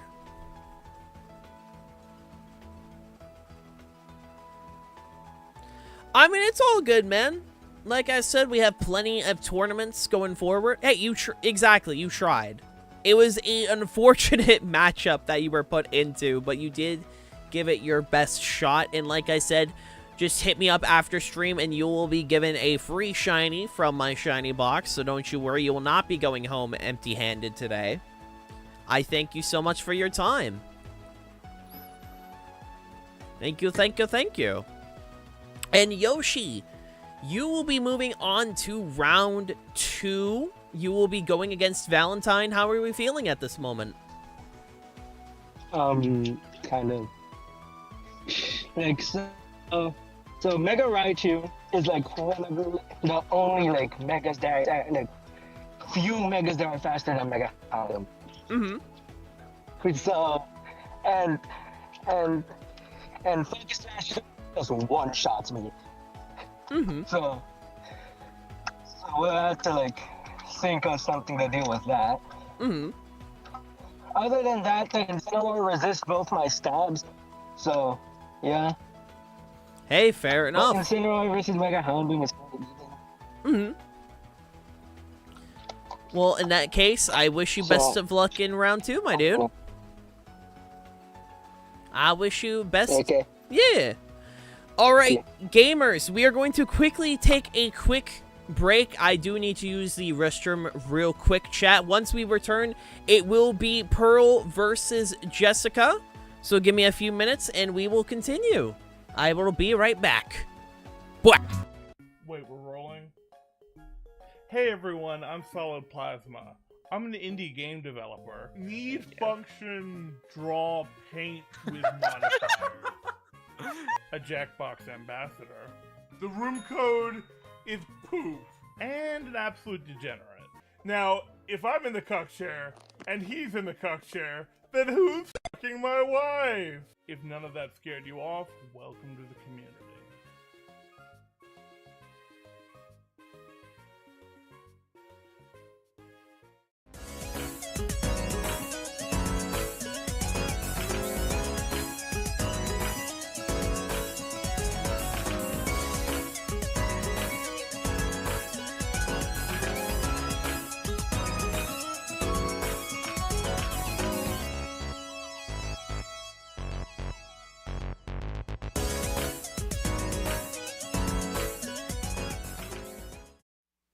Hey, if you're still watching to this point of the stream, maybe you should consider dropping a follow. Maybe subscribing. A like is also appreciated.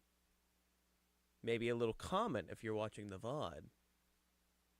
I also have my socials, like my Blue Sky and my Discord server. I multi-stream both on Twitch and YouTube, so you should go support both of them. I also have a Ko-Fi where you can commission my artwork. That'd be pretty epic, I think.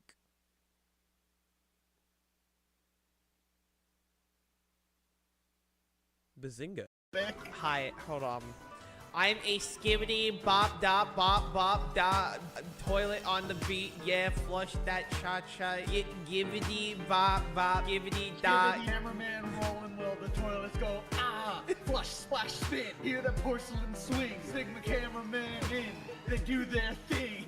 Bop, they run and slide, TV man glowing rays on the side. Skibbity Scatman, BD go. It's the Sigma with the toilet flow, da, skibbity time. Flush that B with the Sigma rhyme.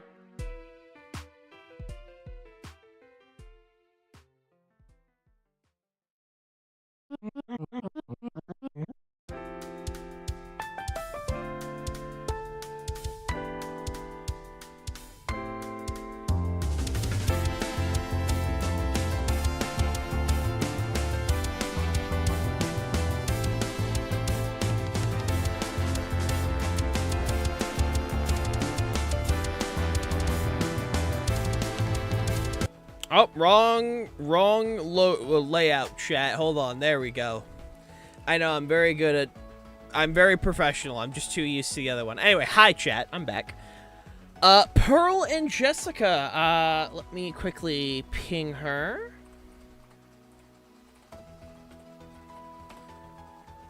There we go. All right. We are moving on to round 2. Pearl versus Jessica. The votes are currently up, chat, if you guys would like to. By all means, I'm going to quickly mute on my end on the Discord to make sure I'm not, like, yapping in the competitor's ears, because, I mean, the last thing you probably want to hear while battling is me going off. While we're waiting, though, we did actually get the world's usage stats, and it's actually very interesting. Number 1 is King Gambit, number 2 is Charizard, then it's Incineroar, Garchomp, Basculegion, Floette, Sneasler, Venusaur, Sylveon, Whimsicott, Friggraff, and Sinistcha. I'm voting for myself, then muting stream. Hey, fair enough, fair enough. Fair enough. And apparently the biggest, the most popular Mega Evolutions for Worlds this year, in order is Mega Charizard Y, Mega Floette, Mega Staraptor, Mega Delphox, Mega Swampert, Mega Raichu Y, Mega Aerodactyl, Mega Blastoise, Mega Gengar, Mega Tyranitar, Mega Scovillain, and Mega Frostlass. Mega Frostlass actually being the bottom of the top 12 is kind of wacky. Hi, Lucario. Hope you're doing well. Let me quickly post this in the Pokemon, because that actually is, like, pretty interesting information to have. Let me slap that down in here. There we go, there we go. Ah, God. Eventually my right eye will stop, like, being in pain, and when that happens, it will be a glorious day, because I like being able to see.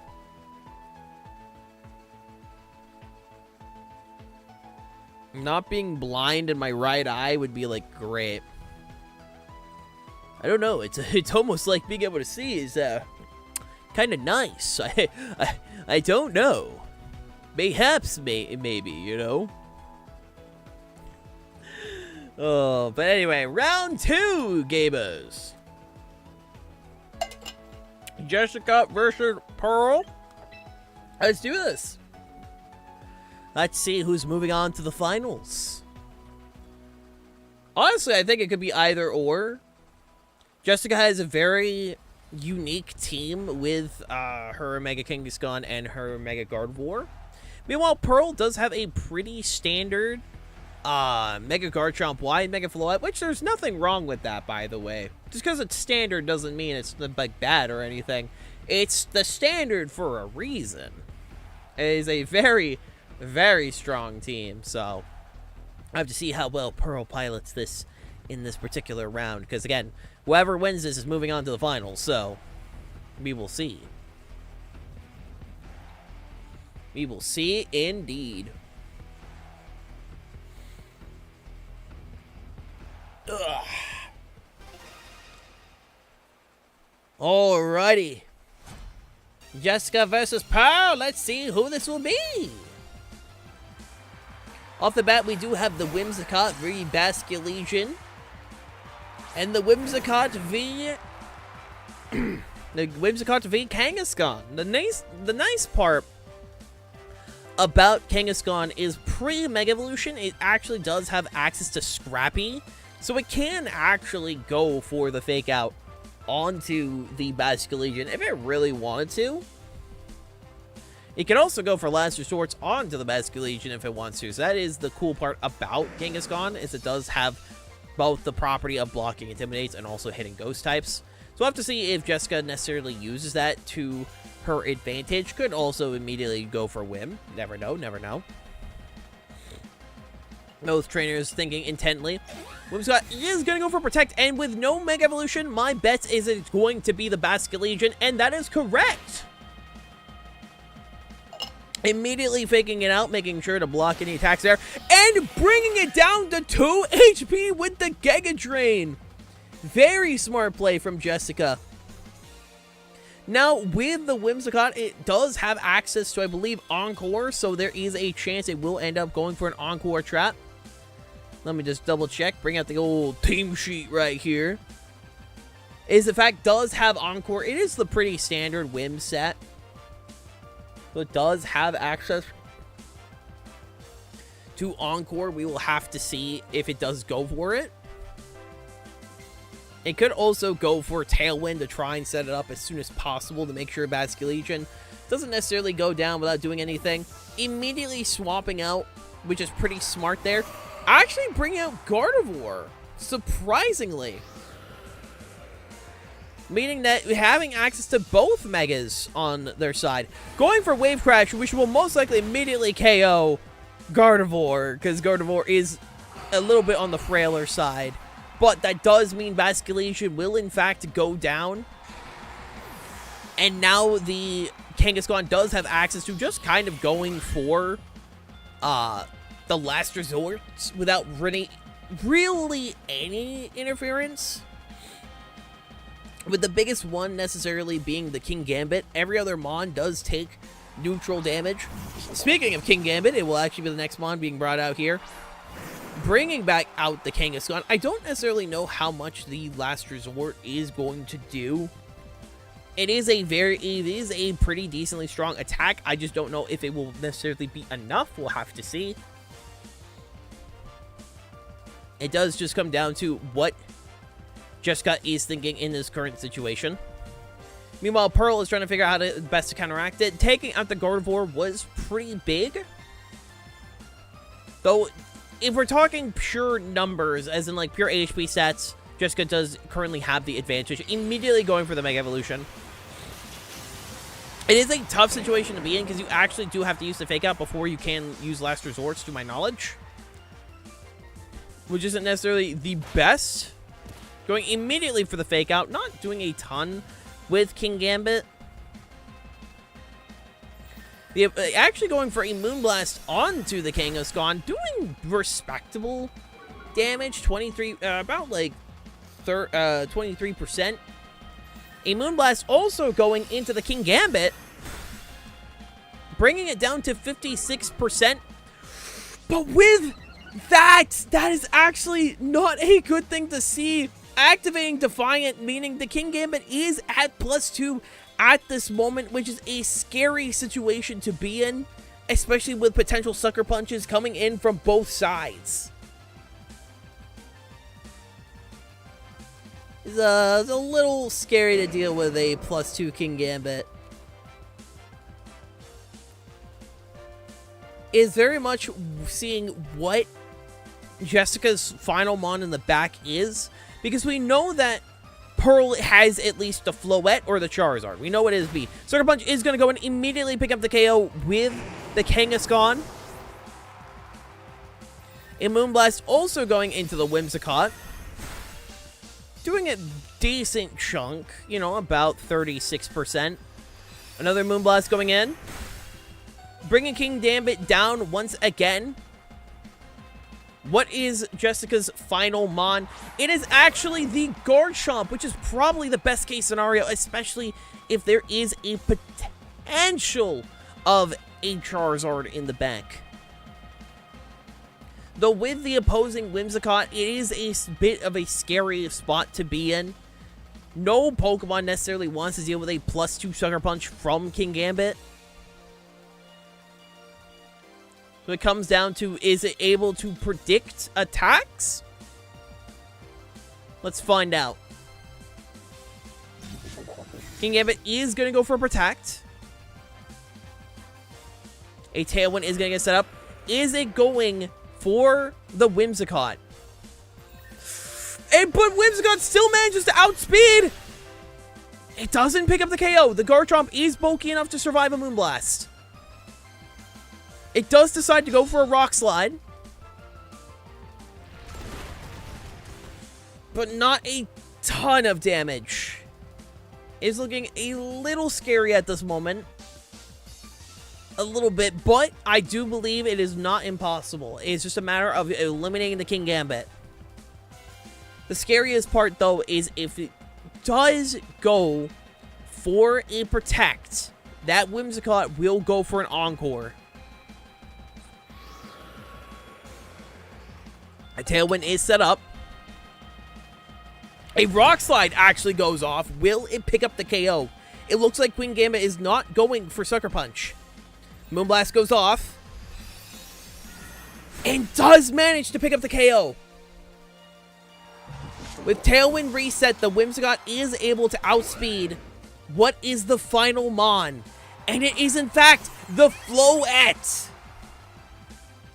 It is not the best situation to be in with having Garchomp as final mon. But with the threat of the King Gambit gone, it's possible. We will have to see. It just comes down to possible Encore traps. With both Whims having Encore, if a wrong move is clicked, either Whimsicott can take advantage of it. Favorite Aura is put into play. The Moonblast will go into the Garchomp, picking up the KO. And it's now just down to the Whim.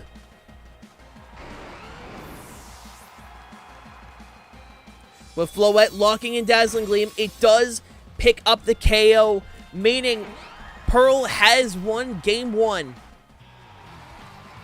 But not a bad showing from Jessica at all. In fact, there were very good plays made in the beginning. I will say losing the Gardevoir definitely does suck. That one definitely does suck. But nothing a game 2 can't fix. It's truly anyone's game at this point. I think all of the contenders we still have are very, very solid. Excuse me. I do believe overall the strongest Mega into this team is probably going to be the Floette. The special attack drop was unlucky. It was very unlucky, especially with Moonblast being 10% instead of 30% as it used to be. Is definitely not the most fun situation to be put into, because King Gambit, if it can get a Defiant boost, especially if it's not an attack drop and it's literally any other stat, that thing will just absolutely destroy matches. Like, being put into this situation of we're doing King Gambit sucker punches is not necessarily fun, but we'll have to see it. The lead, once again, being the Basculegion and the Whimsicott. But Jessica's being different. It's actually going to be Arcanine and Kangaskhan.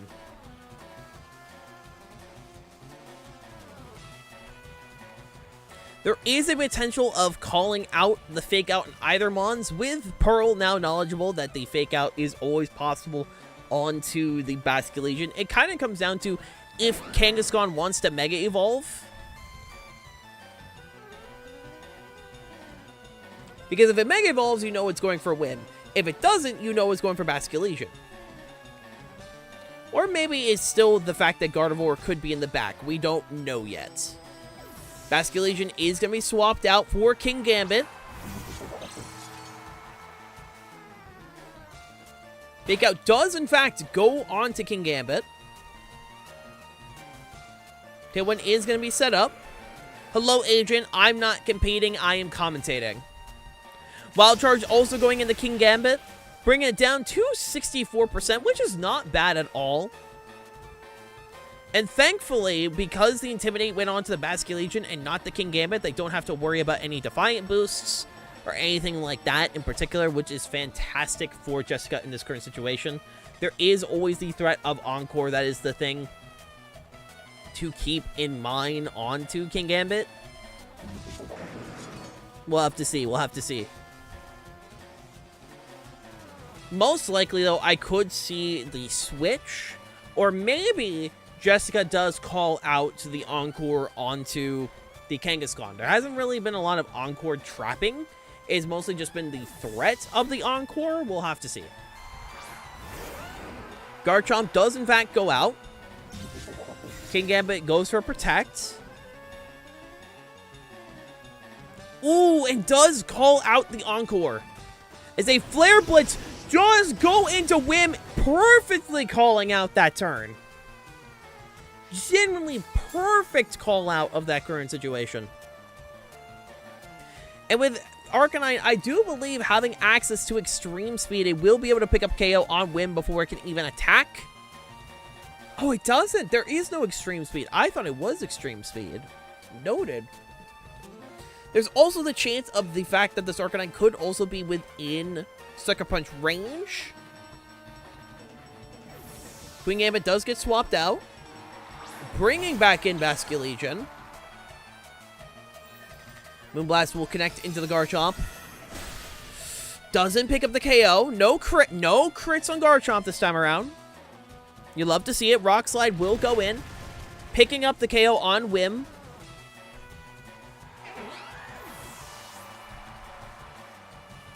And Morning Sun healing up the Arcanine. Actually, perfect turn to do so. Having a phenomenal opportunity to actually take that.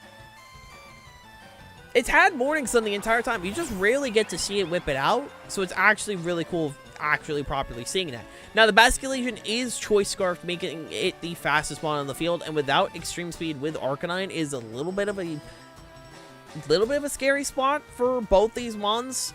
As it either could be Wave Crash, or it could be, you know, Last Respects. We don't necessarily know. So we'll have to see which call out happens. We also could potentially see Gardevoir in the back.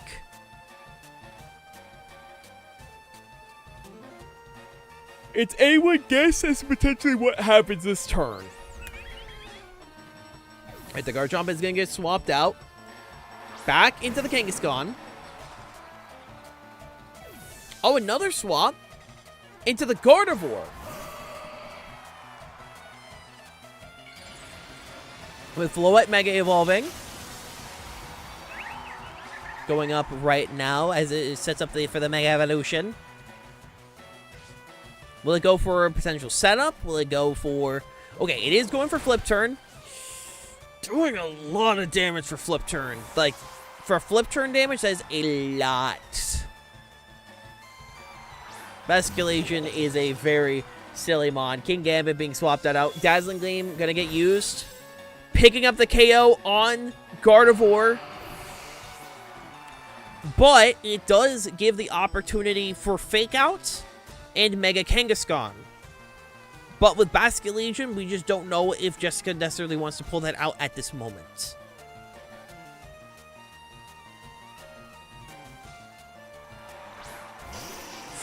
With Arcanine coming out, it is going to trigger Defiant, meaning the King Gambit will be boosted. Presumably, a Fake Out will go into it. Adaptability boosted flip turn is so mean. It really is. It is a very mean move to go for. Understandably mean, but still mean. Oh, excuse me. I apologize for the yawn.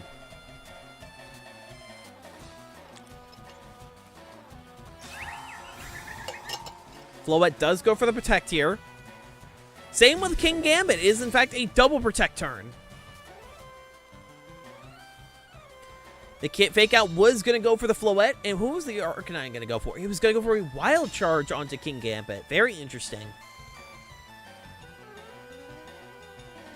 The scariest situation is going to be, does it call out the Sucker Punch? Because a +1 Sucker Punch, even if it's not like the +2, it's still going to hurt quite a bit. And I believe it is Black Glasses. Yes, it is Black Glasses, meaning that Sucker Punch is going to hurt. The Sucker Punch does come out, picking up the KO onto the Kangaskhan. Does Arcanine pick up the KO? Dazzling Gleam will go off, doing pretty decent damage onto an Arcanine. While charging onto King Gambit, not necessarily pick up the KO, most likely, I'm assuming, trying to pick up any potential switch-ins for the Basculation is what my thought process probably is. With Garchomp coming on down, Pearl does have the advantage at this moment.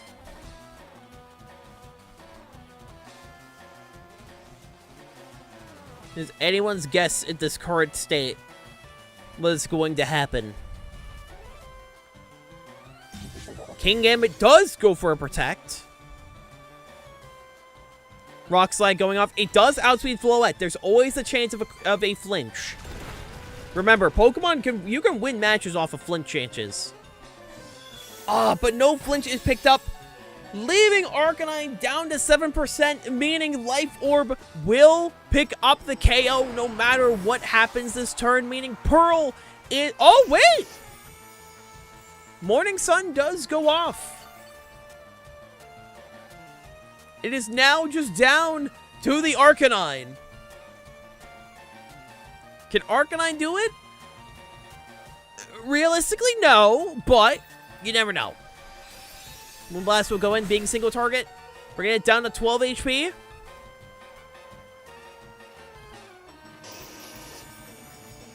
Another Morning Sun does go off. Trying to restore as much HP as possible. Kowtow Cleave will connect. Pick up the KO, meaning Pearl is moving on to the finals. GG to both players, ladies and gents. GG. Oh, hello, hello. Oh, Lord. Hello, hello. Hello. Good game. Hell yeah. Good games to both of you. Yo, that was tough. I knew it was going to be an uphill battle, and it was. See, and I never thought anyone would ever say that about my playing, so I'm gonna take that as a massive compliment. Yeah, no, that was fun. Yes. That was a lot of fun. Yeah, I will say the scrappy Fake Out, very good on the Basculation. You love to see it. Yeah. That's my favorite. It's I unfortunately totally forgot about Scrappy. I love it. I love to fake it's out so good. ghosts. Hell yeah. Yeah. No, it is a very, very strong ability right there. Especially on the Kangaskhan. Definitely giving it flexibility with that. It is quite unfortunate that Gardevoir got knocked out both times before it was able to do anything. It's what it is. You know, that's Pokemon. Yeah. I mean, I think it definitely says something about the strength of Basculegion. That is is the fish of all time. For sure. It is for being dead. It's pretty strong. For being a dead fish, I thought dead fish meant that you were not good. Right? Yeah, no, they decided, in fact, they're actually going to make it incredibly strong. It gets, like, what, 3 really good abilities, good HP, good attack, broken-ass move, you know, as a treat. Yeah, as a treat, it can have last respects, but overall, in the situation that you were put into, Jessica, you fought incredibly well, especially against the, like, a pretty... I mean, we all know Zard Float. That team in general is just very strong. I mean, literally, they posted the world statistics before before this match started, and Charizard is the #2 Pokemon at Worlds currently, to the shock of literally nobody. So absolutely no one. Wow. All right, well, I feel pretty good because I held my own against a Worlds team, right? That means I'm Worlds caliber, right? Exactly. Exactly. I like the way you think. Yeah, I mean, I'll see y'all at Worlds 2027 for Hell sure. yeah! Make sure to hit me up after stream, Jessica, for your shiny if you want it. I'll of do course. that. Of course. I don't, but you know, I'll hit you up. Hell yeah. Hey, fair enough. Thank you for joining us, and I hope you have a good rest of your day. Problem. Yeah, I'll see y'all at the next one. Bye-bye. Yay, see ya. See you later. All right. Pearl, you'll be moving on to the finals. You'll either be facing... facing... God, speaking's hard. Facing... It's hard. It is very hard. Facing either Valentine and or Yoshi. How you feeling about either or at this current moment? Honestly, I'm feeling okay. Hey, hey, fair enough. I don't feel like I'm gonna be super behind. I'm performing way better than I thought I would, so now I'm starting to get that little bit of confidence. So that might be my downfall. Who sees? You'll see. Hey, fair enough. Either way, I wish you best of luck, and I'll see you then. See you then. Thank you. Of course, of course. And Valentine and Yoshi, hop on into the table 1, and let's us finish round 2, ladies and germs.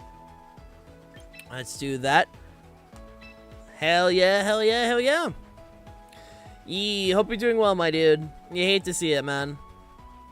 You did good, Jessica. Jessica did very well. Did very well into the Charizard team. Alright, we are here with Valentine's Raichu Y team and Yoshi's Houndoom team. I am very curious because both these teams have, like, you know, I mean, they both have Whims, they both have Sinistchas, you know, pretty standard support mons, but both take a very different approach to offensive pressure. One setting up Sun with Houndoom, the other mostly going for a more balanced team with the Basculegion and the Raichu. That can kind of scary, not gonna lie. Kangaskhan is one of those megas where, I mean, it's not at least to my knowledge, it's not at Worlds right now, but it still has its place in the format. I mean, it's Kangaskhan. It has a very solid mega ability. It's doing the best that it can, and you know what? Good for it. Yeah, the Houndoom, the Houndoom I'm pretty sure has Nasty Plot, if I remember correctly. Yes, it's Nasty Plot. The Houndoom is Nasty Plot. It doesn't have, Solar Beam.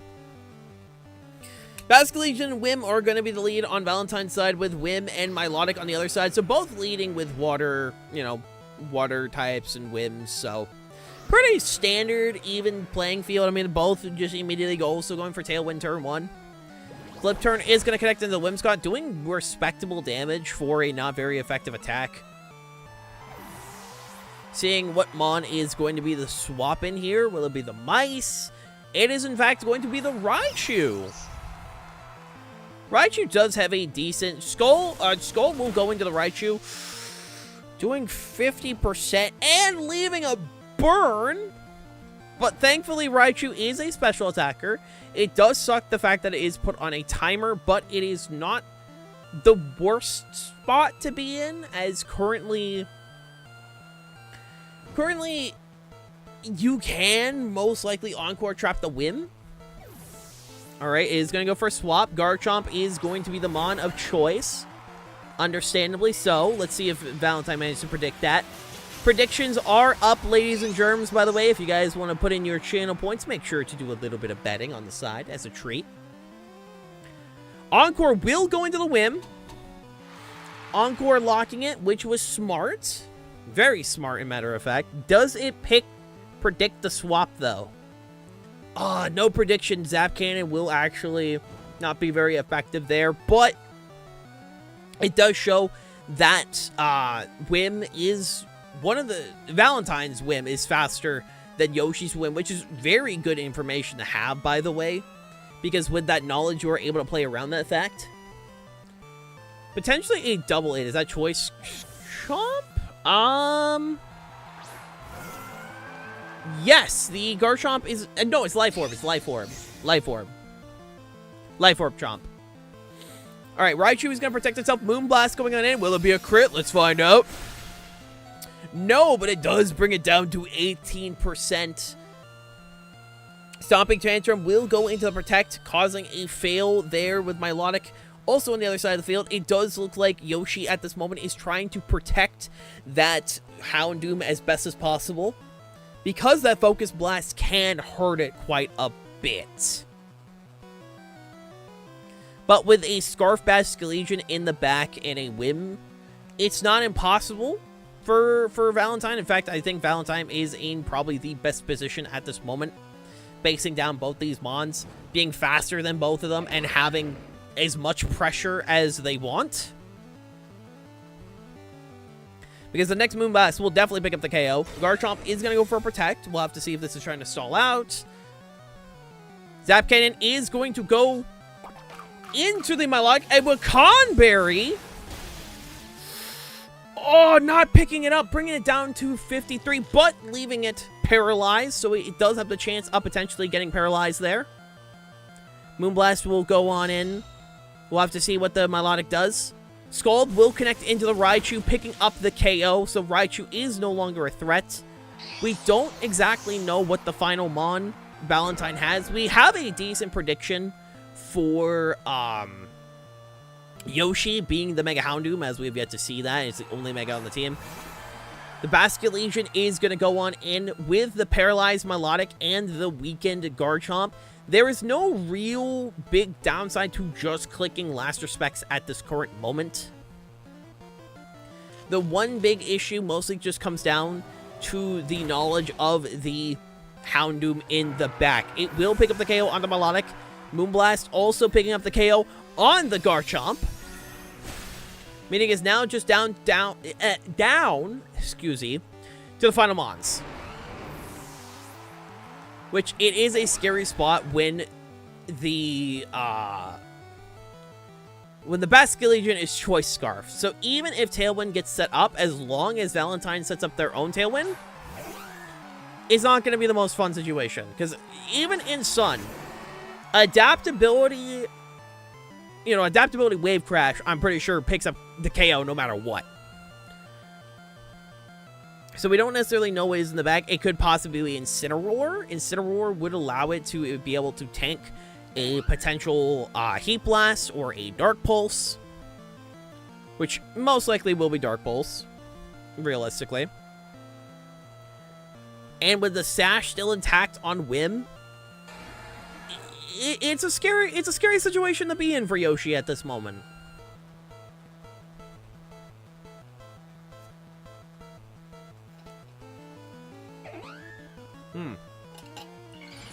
Houndoom is going to go for the Mega Evolution. Going for the Mega Houndoom. I know that the Whim does have Sunny Day as an option, so I don't know if it's necessarily going to go Valentine's actually keeping the Basculation in. Going for an Encore, immediately making it so it's locked in the Tailwind, which is pretty decently smart there. Last Respect's going to pick up the KO onto the Whim. I am curious what final Mon is going to be, because Dark Pulse will definitely pick up the KO here. So it does come down to whichever final Mon that Valentine has to deal with it. If it's Mousehold, I think it's a decent chance. In fact, it's actually going to be Incineroar. I'm not exactly sure how this necessarily goes. Without Sun, Solar Power is not triggered, so Houndoom's biggest use case is going to... I'm not sure. Can't even Encore the Houndoom. Not currently. Fake Out does get blocked there. It does stall out a turn of Encore. And you can't burn the Incineroar either. That's the other thing. And with the Sash still in play, there is a genuine chance that Whim could possibly outlast it. We don't know. Either way, Incineroar is going to outspeed the Houndoom. Actually, no, it doesn't. I thought it would. Setting up a nasty plot is pretty smart in this current situation, but that actually will mean, at the very least, Parting Shot is a very interesting choice there, actually. Trying to lower it a bit. It is now down to just +1. It does mean, at the very least, Whim will be able to go for a Moonblast at least once before it goes down. So it can, at the very least, do a little bit of chip damage. We'll have to see. We'll have to see. We do know it outspeeds Incineroar. Tailwind continues to try and be set up. It does fail. Another nasty plot goes off. It looks like Yoshi is trying to get as many nasty plots as it can. Flare Blitz will go in, doing about 67%. But you have to remember that I don't exactly know how this is going to go, in all honesty. I think either player could potentially win this. But I don't know. Because if they go for Dark Pulse onto Incineroar... Okay, a Tailwind still gets set up. Interesting. Heat Wave does go off. It is going to bring down to Sash. And it's going to bring Incineroar down to Citrus Berry range.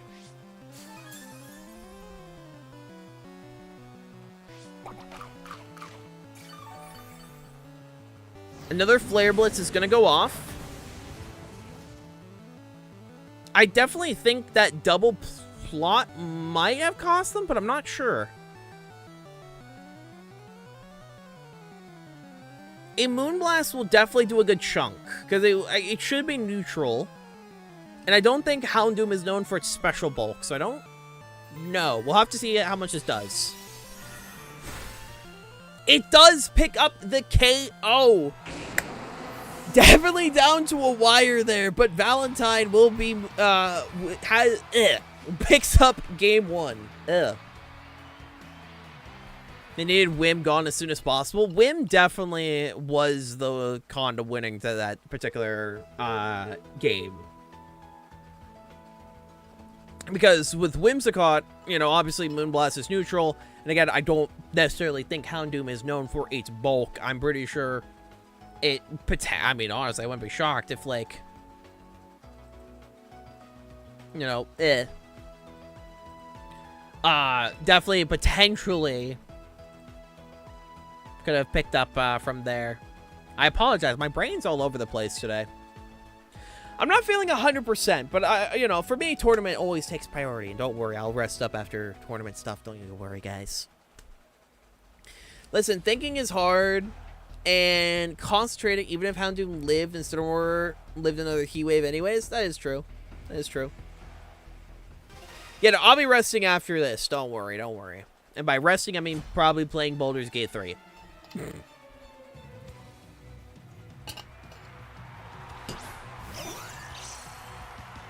Alright, it's going to be the Whim Raichu, Raichu lead there with Sinistcha and Houndoom. This is actually a very interesting and pretty smart lead on Yoshi's side, the main reason is that there is the potential of not only Trick Room, but also redirection, which means that any Focus Blast that would have been meant for the Houndoom would actually get redirected into Sinistra. Very smart, honestly. I was like, rest to me. I mean, hey, I've been having fun with modded Baldur's Gate. You know, we got some funny mods. Raichu is immediately going to get swapped on out for the Incineroar. Very smart. That will immediately take out Sinistra as soon as it has the chance to do anything. No Mega Evolution on Houndoom yet, actually. I'm assuming trying to go for setup at this moment. Moonblast will go in, meaning there won't be a Trick Room. Special attack will be lowered. Nasty Plot is going to get set up. It definitely looks like Yoshi wants to get as much damage as he can on with Houndoom, which is very fair.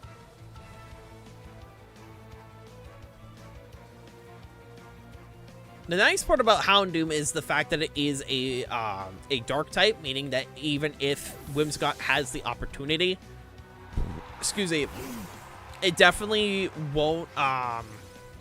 You can't hit with Encore, you know.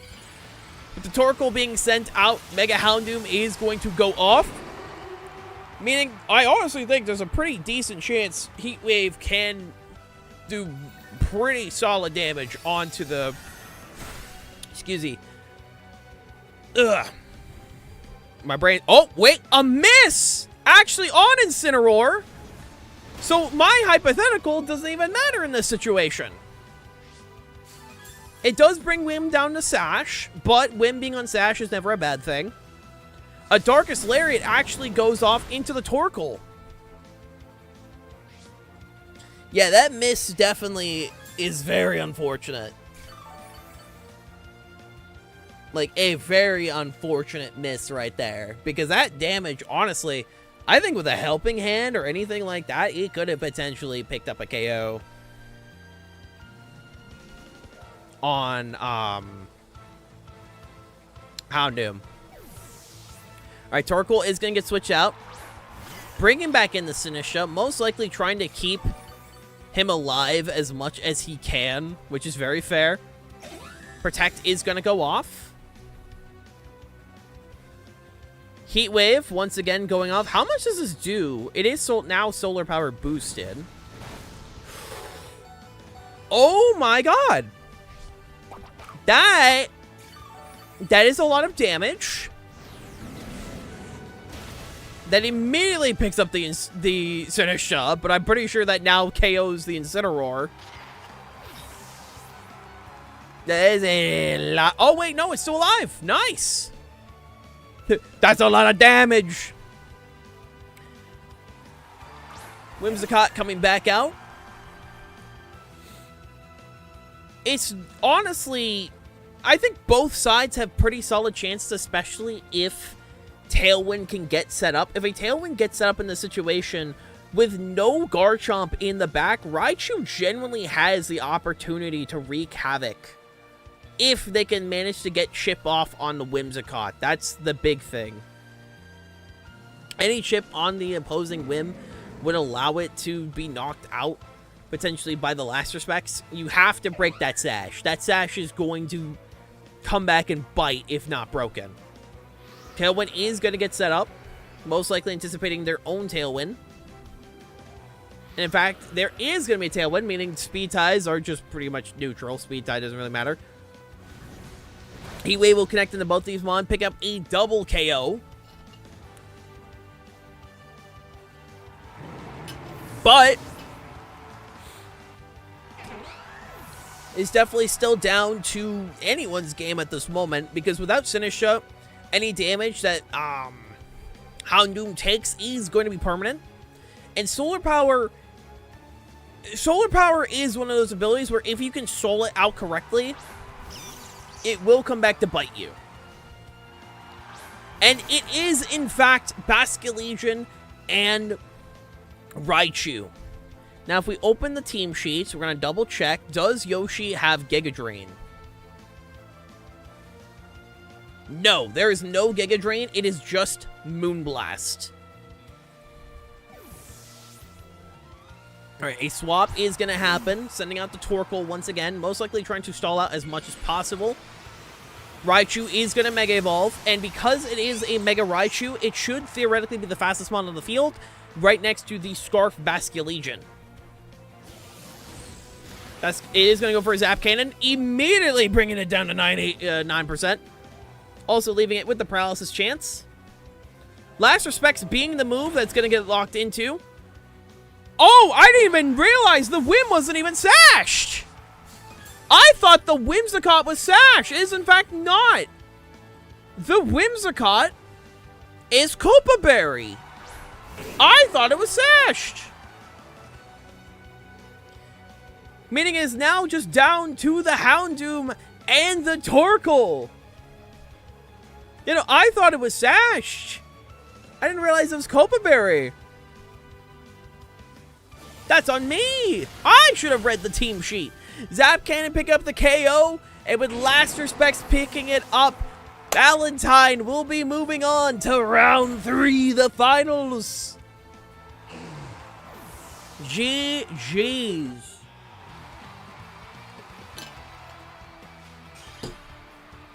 G frickin' G, ladies and germs. GG, lads. Hello, hello. Holy, those are some crazy rounds. How are we feeling afterwards, lads? Excuse me. There was like nothing I could do. With the rat being faster, and then the stupid flipping fish also being faster. Like there was really nothing I could do. For being in that kind of situation, you did fight incredibly well. Like, game 1 was very, very close. Any particular reason you went for the double nasty plot?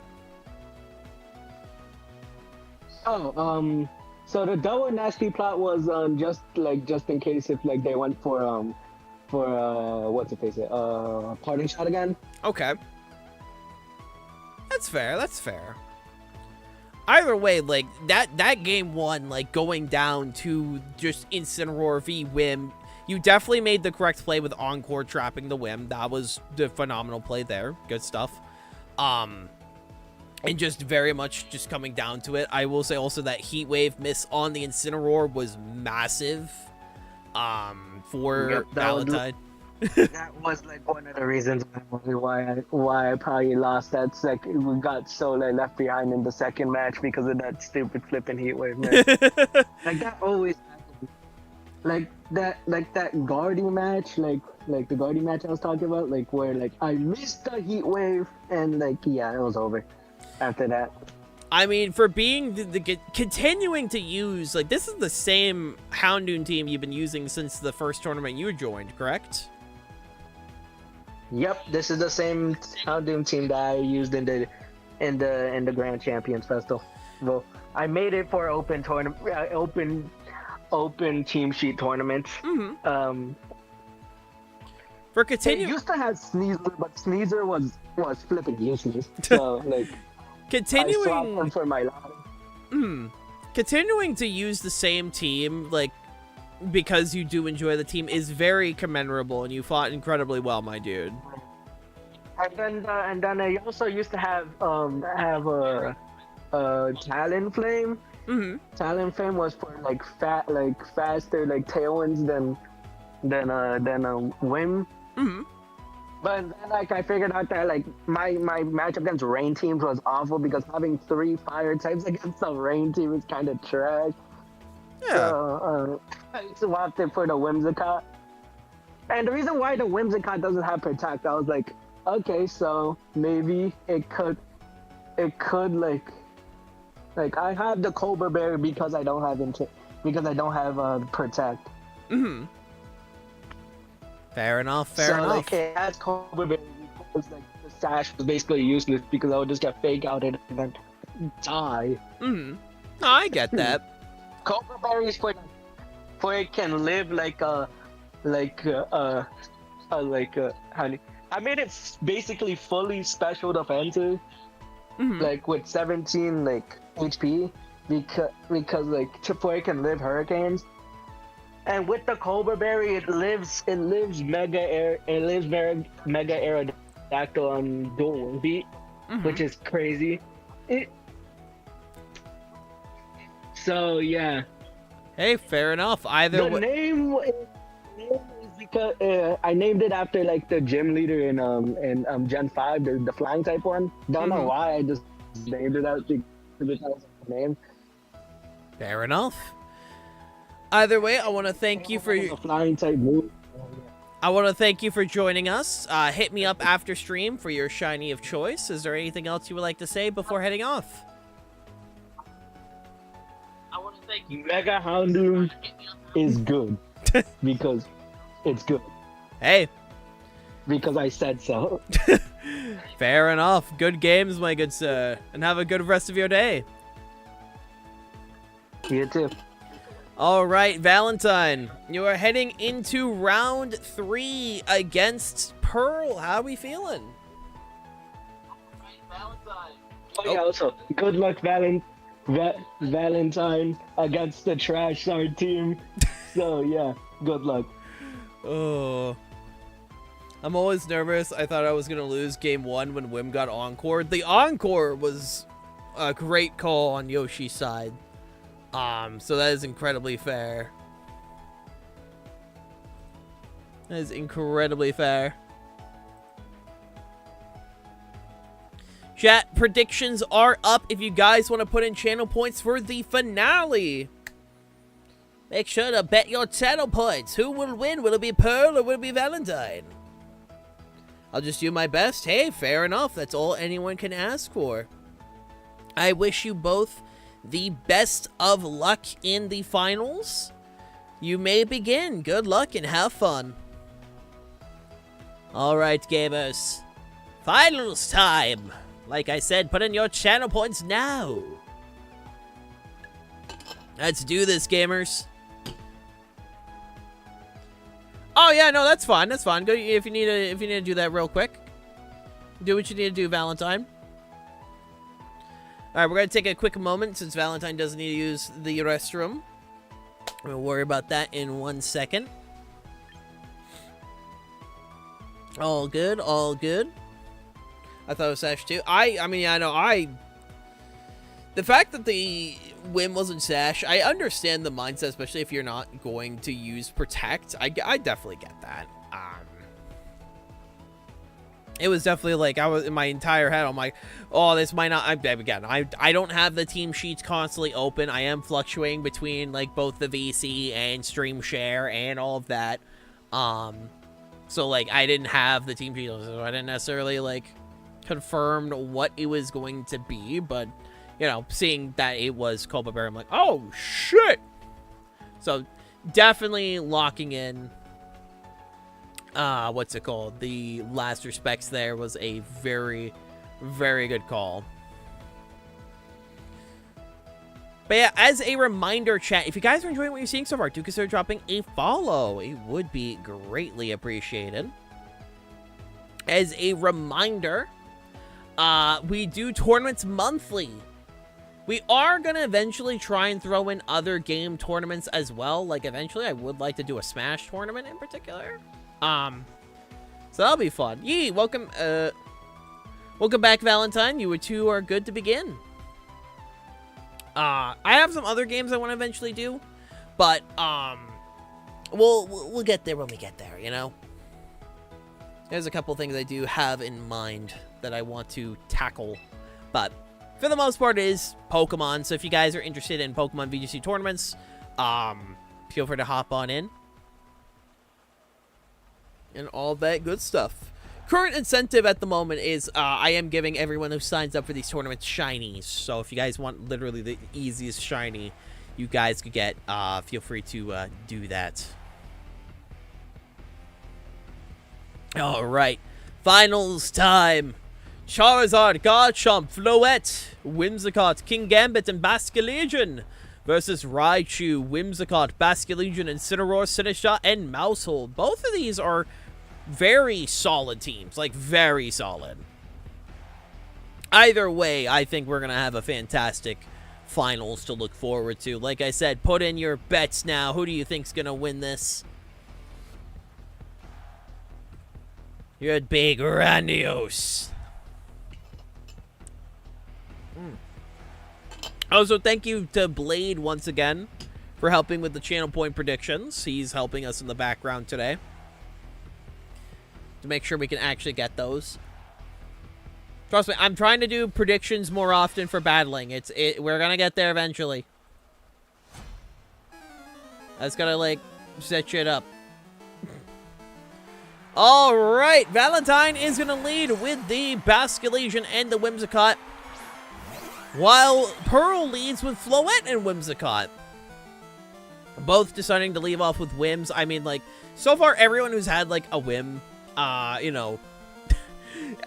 If you have a Whim, most likely you're leading the Whim, is kind of like what has been established here today. Or if you have a Garchomp, you're more likely to get crit by a Moonblast for whatever reason. And then also get picked up with a KO. Floette isn't going to go for a Protect off the bat. Tailwind will be set up. Did Valentine predict the Protect? Let's find out. Tailwind going up. Was the Protect predicted? It was in fact not. But with it being Choice Scarf, no matter what, it is going to be the fastest one in the field. It also does look like Valentine's Whim is faster than Pearl's, which is great knowledge to have, especially in this situation, because you are able to abuse that, and the fact that you can go for Encore Traps, and also potential Moonblast, as Moonblast is a pretty decent, you know, it's some decent damage, depending on what you're going for. With it being, excuse me, with it being locked in the flip turn, it looks like Pearl is going to go for the Mega Floette here. But Valentine goes for the Encore, using the fact that it is in fact faster to its advantage. But actually picking up the double Protect in this situation with the Encore. The Encore actually failing. Flip turn once again going there, meaning Pearl either has to stay locked in or swap out at this current moment. Tailwind turns are slowly going down. So we'll have to see how both of these opponents do adapt to this. Whim is going to get swapped out for the Incineroar, meaning most likely I'm assuming the final mon is going to in fact be that Raichu. Swapping out, bringing out the Kingambit. Phenomenal timing, by the way, because that would have been a scary spot to be in. Especially with the Intimidate going into Kingambit. Flip turn will go off, doing pretty decent damage. Like, 30% to a Kingambit with Flip turn is not bad at all. Bringing back in the Whimsicott. It looks like Valentine wants to go for even more Encore trapping. As because of the Protect, that is another free Encore. The only real downside is the fact that you can't Encore a Kingambit.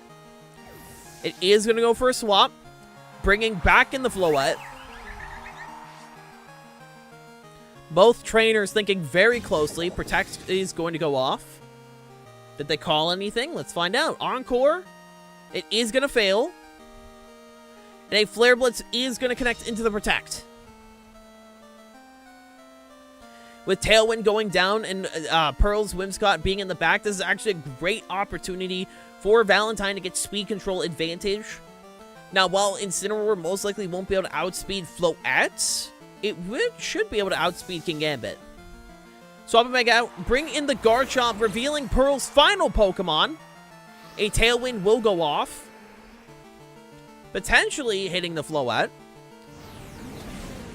Instead, going for the Garchomp, bringing it down to 71 HP. There is a 10% chance to burn. And it goes off! The burn actually goes off on Flare Blitz! Dazzling Gleam will connect, bringing both Mons incredibly low on HP. But with the Tailwind up and Fairy Aura in play, it is not the best situation for the opposing Garchomp, actually. Because with Fairy Aura up, it's not just boosting Floette, it is boosting every Fairy type move currently in play. Dude, Garchomps have just had a bad track record so far today. It's kind of funny. Flare Blitz is going to go into the Floette, bringing it down to 29%. That... And another burn! Another burn! Bringing down to the final 2 Mons on Valentine's side, but with Tailwind still up. And a burn going off on the Garchomp. This is the perfect opportunity to bring out the Raichu and the Basculegion. With Raichu coming on out, it is very much just down to, can we keep Raichu alive? As the biggest threat to Raichu at this moment is any chip damage. Because if people don't know this, any chip damage onto Raichu can bring it into Sucker Punch range. Especially with a Black Glasses King Gambit. So it is very much protect the president in this moment for that Raichu.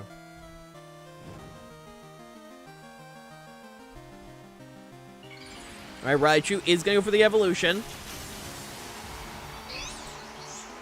What move does Basculegion lock into, as that is the biggest call at this moment? Floette will go for a protect. It is going to block the Zap Cannon. Basculegion locks in Last Respects, connecting with Garchomp, picking up the KO. It is a very scary combination to face down. And with one more turn of Tailwind on Valentine's side, it is pretty scary.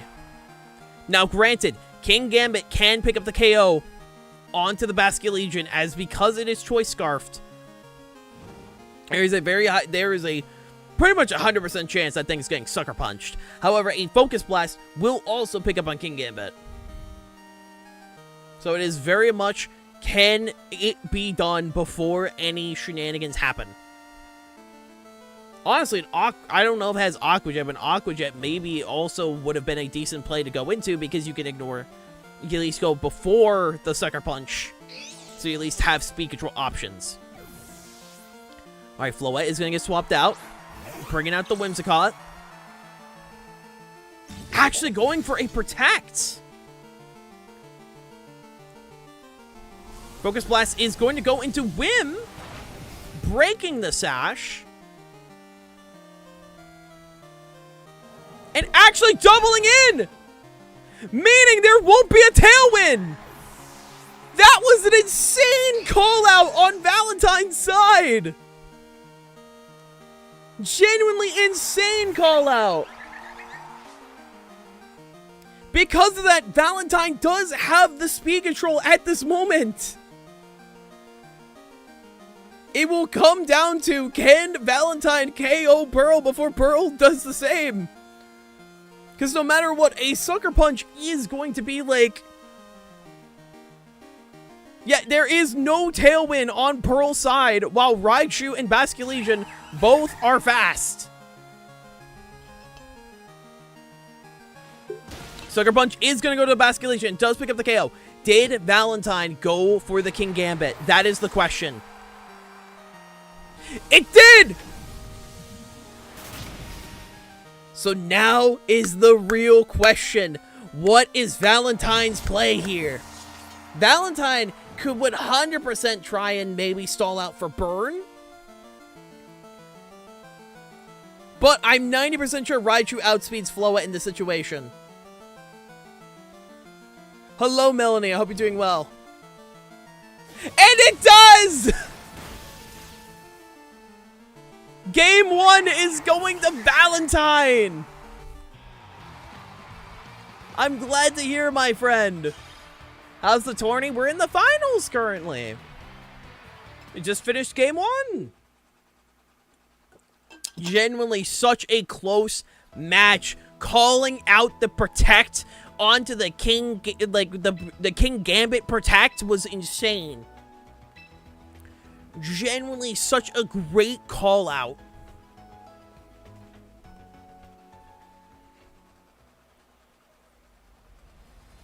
Because it could have easily been just a sucker punch. Yeah, and the Incineroar double burn on the, the Floette and the Garchomp. The Garchomp didn't even get to play the game. Garchomp just got denied. That's a 10%, two 10% chances happening in a row. That's crazy.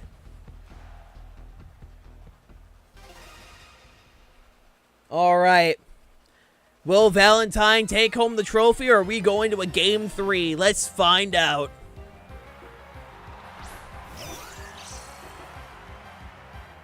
Raichu and Wim lead versus Floette and Wim lead. Either way, the Mega Raichu Y is coming out turn 1. With Mega Raichu Y being the fastest Pokemon, like, honestly, it outspeeds all of Pearl's Pokemon. Outside of maybe the Choice Scarf Basculation, which I'm pretty sure, like, is it Fake Out Rai? Good question, actually.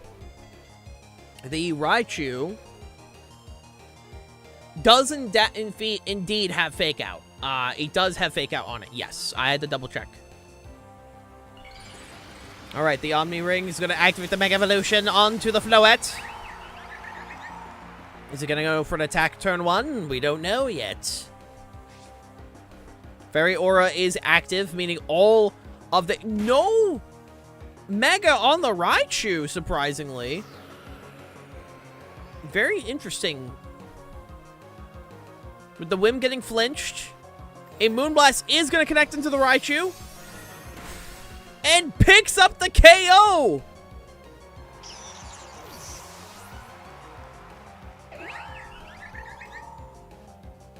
Most likely, I'm assuming predicting a Protect on Floette. Not exactly sure. Not exactly sure.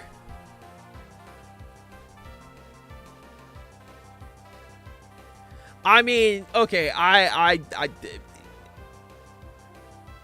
to be fair, I'm stupid, so Wim is gonna go for a Protect on Valentine's side. With Floette also going for Protect. Was that Protect called out? I don't know. Oh, it looks like there's actually not going to be a Fake Out from Incineroar. In fact, going for a Flare Blitz immediately onto the Whimsicott. And with the Floette going for a Protect, there's a high chance that Valentine wants to go for more Encore trapping. Raichu literally is a defensive profile of a wet paper towel. You know what? Fair. Garchomp is going to come on out. Though the scary part is because of the Fairy Aura, that Moonblast genuinely can pick up the KO. Tailwind is up on both sides, so Incineroar will get outsped no matter what. There is a Protect going off. Does the Flare Blitz connect first? Most likely not. But the Encore definitely will. The Encore does go off. Protect doesn't go off. Oh, but the Parting Shot was meant for the Garchomp. With Garchomp also going for Protect, this gives Valentine the perfect opportunity to go for Encore locks. Whether it's Moonblast or Encore locks, either way, Valentine is in perfect defensive play at this moment. Queen Gambit is going to come on in. Protect from Floette. Moonblast is going to come on in. It is Fairy Aura boosted. Not doing the ton of damage. Flare Blitz is not going to connect there. With Tailwind ending, it's now just down onto Pearl's side having Tailwind.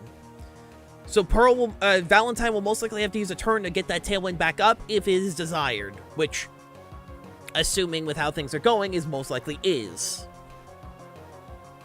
The Floette is still encored for one more turn, so it is going to come down to just King Gambit, so either the Floette has to switch or have to go for at least one more Protect.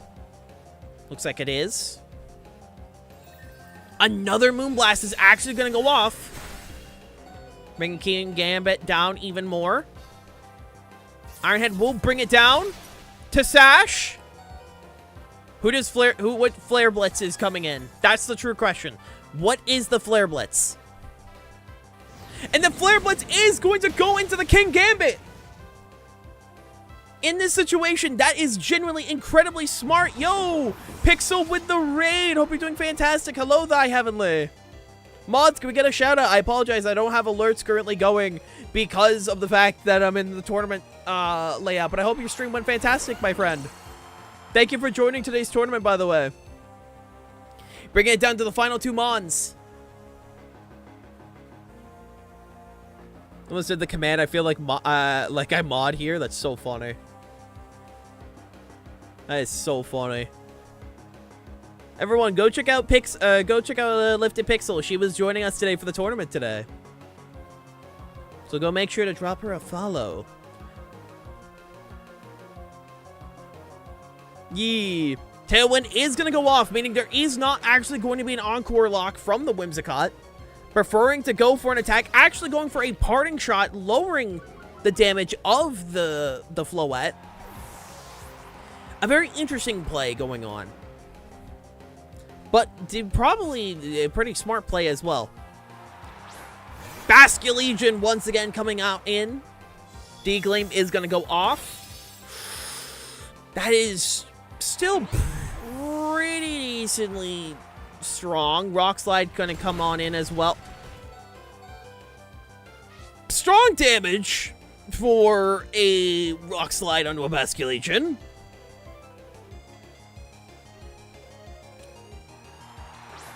Bring it back on the Incineroar. It is going to reduce the damage of the Garchomp. There is a fake out. It comes down to predicting who is going to get hit by a Last Respects. Tailwind is still up for 3 more turns, so the Incineroar is able to outspeed the Floette. Honestly, it is very close at this moment. Floette is going to go for the Protect. And Garchomp is going to go for Protect, not risking any fake out, which is smart. Honestly, a very smart play there. It mostly just comes down to the fact, though, that Incineroar needs to live another Dazzling Gleam and get 2 fake out, and get 2 Flare Blitz, which is a problem because of Tailwind. Tailwind does run out in 2 turns, and it can just stall out, so we'll have to see how Valentine is able to maneuver around this. Last Respects is going to connect. Going for Garchomp. It is going to pick up. No Rough Skin. Flare Blitz is going to go into the Floette. Doing 24%. Dazzling Gleam going off. Citrus might... It is Moonblast. It does have Moonblast. It might survive, like, just barely survive a Moonblast. Because 100% this Floette is going to go for Protect to start the last turn of Tailwind. It does not! In fact, Valentine picks up the KO! Meaning Valentine is your Icy Spicy Tournament champion, ladies and germs. GG, lads. GG. GG, gamers. Good game. That was the team I did not want to face. It sounds terrible, but during the semifinals, I was like, please lose. Nah, Oh, my lord. Yes, it is first to 3, Valentine. Yeah. Yeah, no, it is first to 3. So, congratulations, Valentine. You are... Congrats. Good game. That was really good. You are indeed the winner. Congratulations. That was incredibly close. Let me quickly, before I forget, to give you your tournament winning roll. Let me just do that real quick. There we go. You get a little trophy next to your name on Discord. You also will be receiving artwork from me, so make sure just to hit me up whatever you want drawn. I got you. And all of that good stuff. Oh, no, it is best of 3. It is best of 3, Kennedy. It's not first of 3 in the finale. It's still best of 3. My brain had a moment. But yeah, I know that was incredibly close on the finals. So generally, both games were incredibly close there. Yeah, I knew as soon as you got that attack drop on Floette, I knew that it was over. Like when it was like, oh, Floette's stuck on the field with an attack drop, I can't take either one of these out with a Oko kind of thing. No, it was some crazy stuff, honestly. You both fought incredibly well. Yeah, I was also thinking there was going to be a protect to try and stall at the tailwind as well. I thought about it, but then I was like, they're probably still going to be faster. I didn't check speed, like, compare speeds, but I was like, I'm pretty sure Incineroar might be faster. Fair enough, fair enough. Yeah. Hey, also, I didn't want to be there and just like protect when I had like 10% health left kind of thing. It just felt mean. Hey, you know what? That's also fair enough. There have been enough people where they just will click protect and it's like, you know you've lost this, right? Yeah, exactly. I didn't want to do that. Yeah. That is incredibly fair. Either way, we are now going to wrap things up. I want to thank you two so much for joining. Is there anything you would like to say, Valentine? Encore Wim is such a menace. Genuinely, it is a fucking... It is. Menace of a mon. Ugh. Yeah, of course. I'm glad you were able to tag along. It is for both of you. I truly, to everyone who joined today, I greatly do appreciate everyone tagging along for today's tourney. And as a reminder, if people want to tag along with those, we do have the tournament role on the Discord server. They are all free to join. They will always be free to join. And if you sign up, you get a shiny just for showing up. So by all means, also hope you're doing well, Ty. Thank you for hosting, by the way. Yeah, of course. Thank you for tagging along. Before I forget. Of course, of course. Wim is my most evil Pokemon, to be sure. Hey, Encore trapping. Which is funny because it's such a friendly, innocent-looking little thing. Yeah, it's always the little demon spawn, you know. Tournament? Yup. We had a tournament today, Ty. If you want to check that out, the VOD will be on the YouTube side. Thank you two so much for joining me today. I'll hope to see you all in future ones. See you later. See you later. Good game again, Valentine. Good games, good games. Alright, gamers. With the tournament over, we are going to go raid. Once again, if you guys want to be updated on future tournaments, go grab the tournament role on the Discord server. I will ping it whenever tournaments are going up. There will be a tournament as soon as MD is up. And Valentine, once again, hit me up for your artwork, and I'll make sure you get that. We are going to go raid my friend Ruby, who's currently playing some League of Legends. I know it's a very sinful game, but, like, you know, it is what it is. Alright, for those on YouTube, thank you so much for watching. Make sure to leave a like, comment, subscribe, and I'll hopefully see you all later. Take care, YouTube.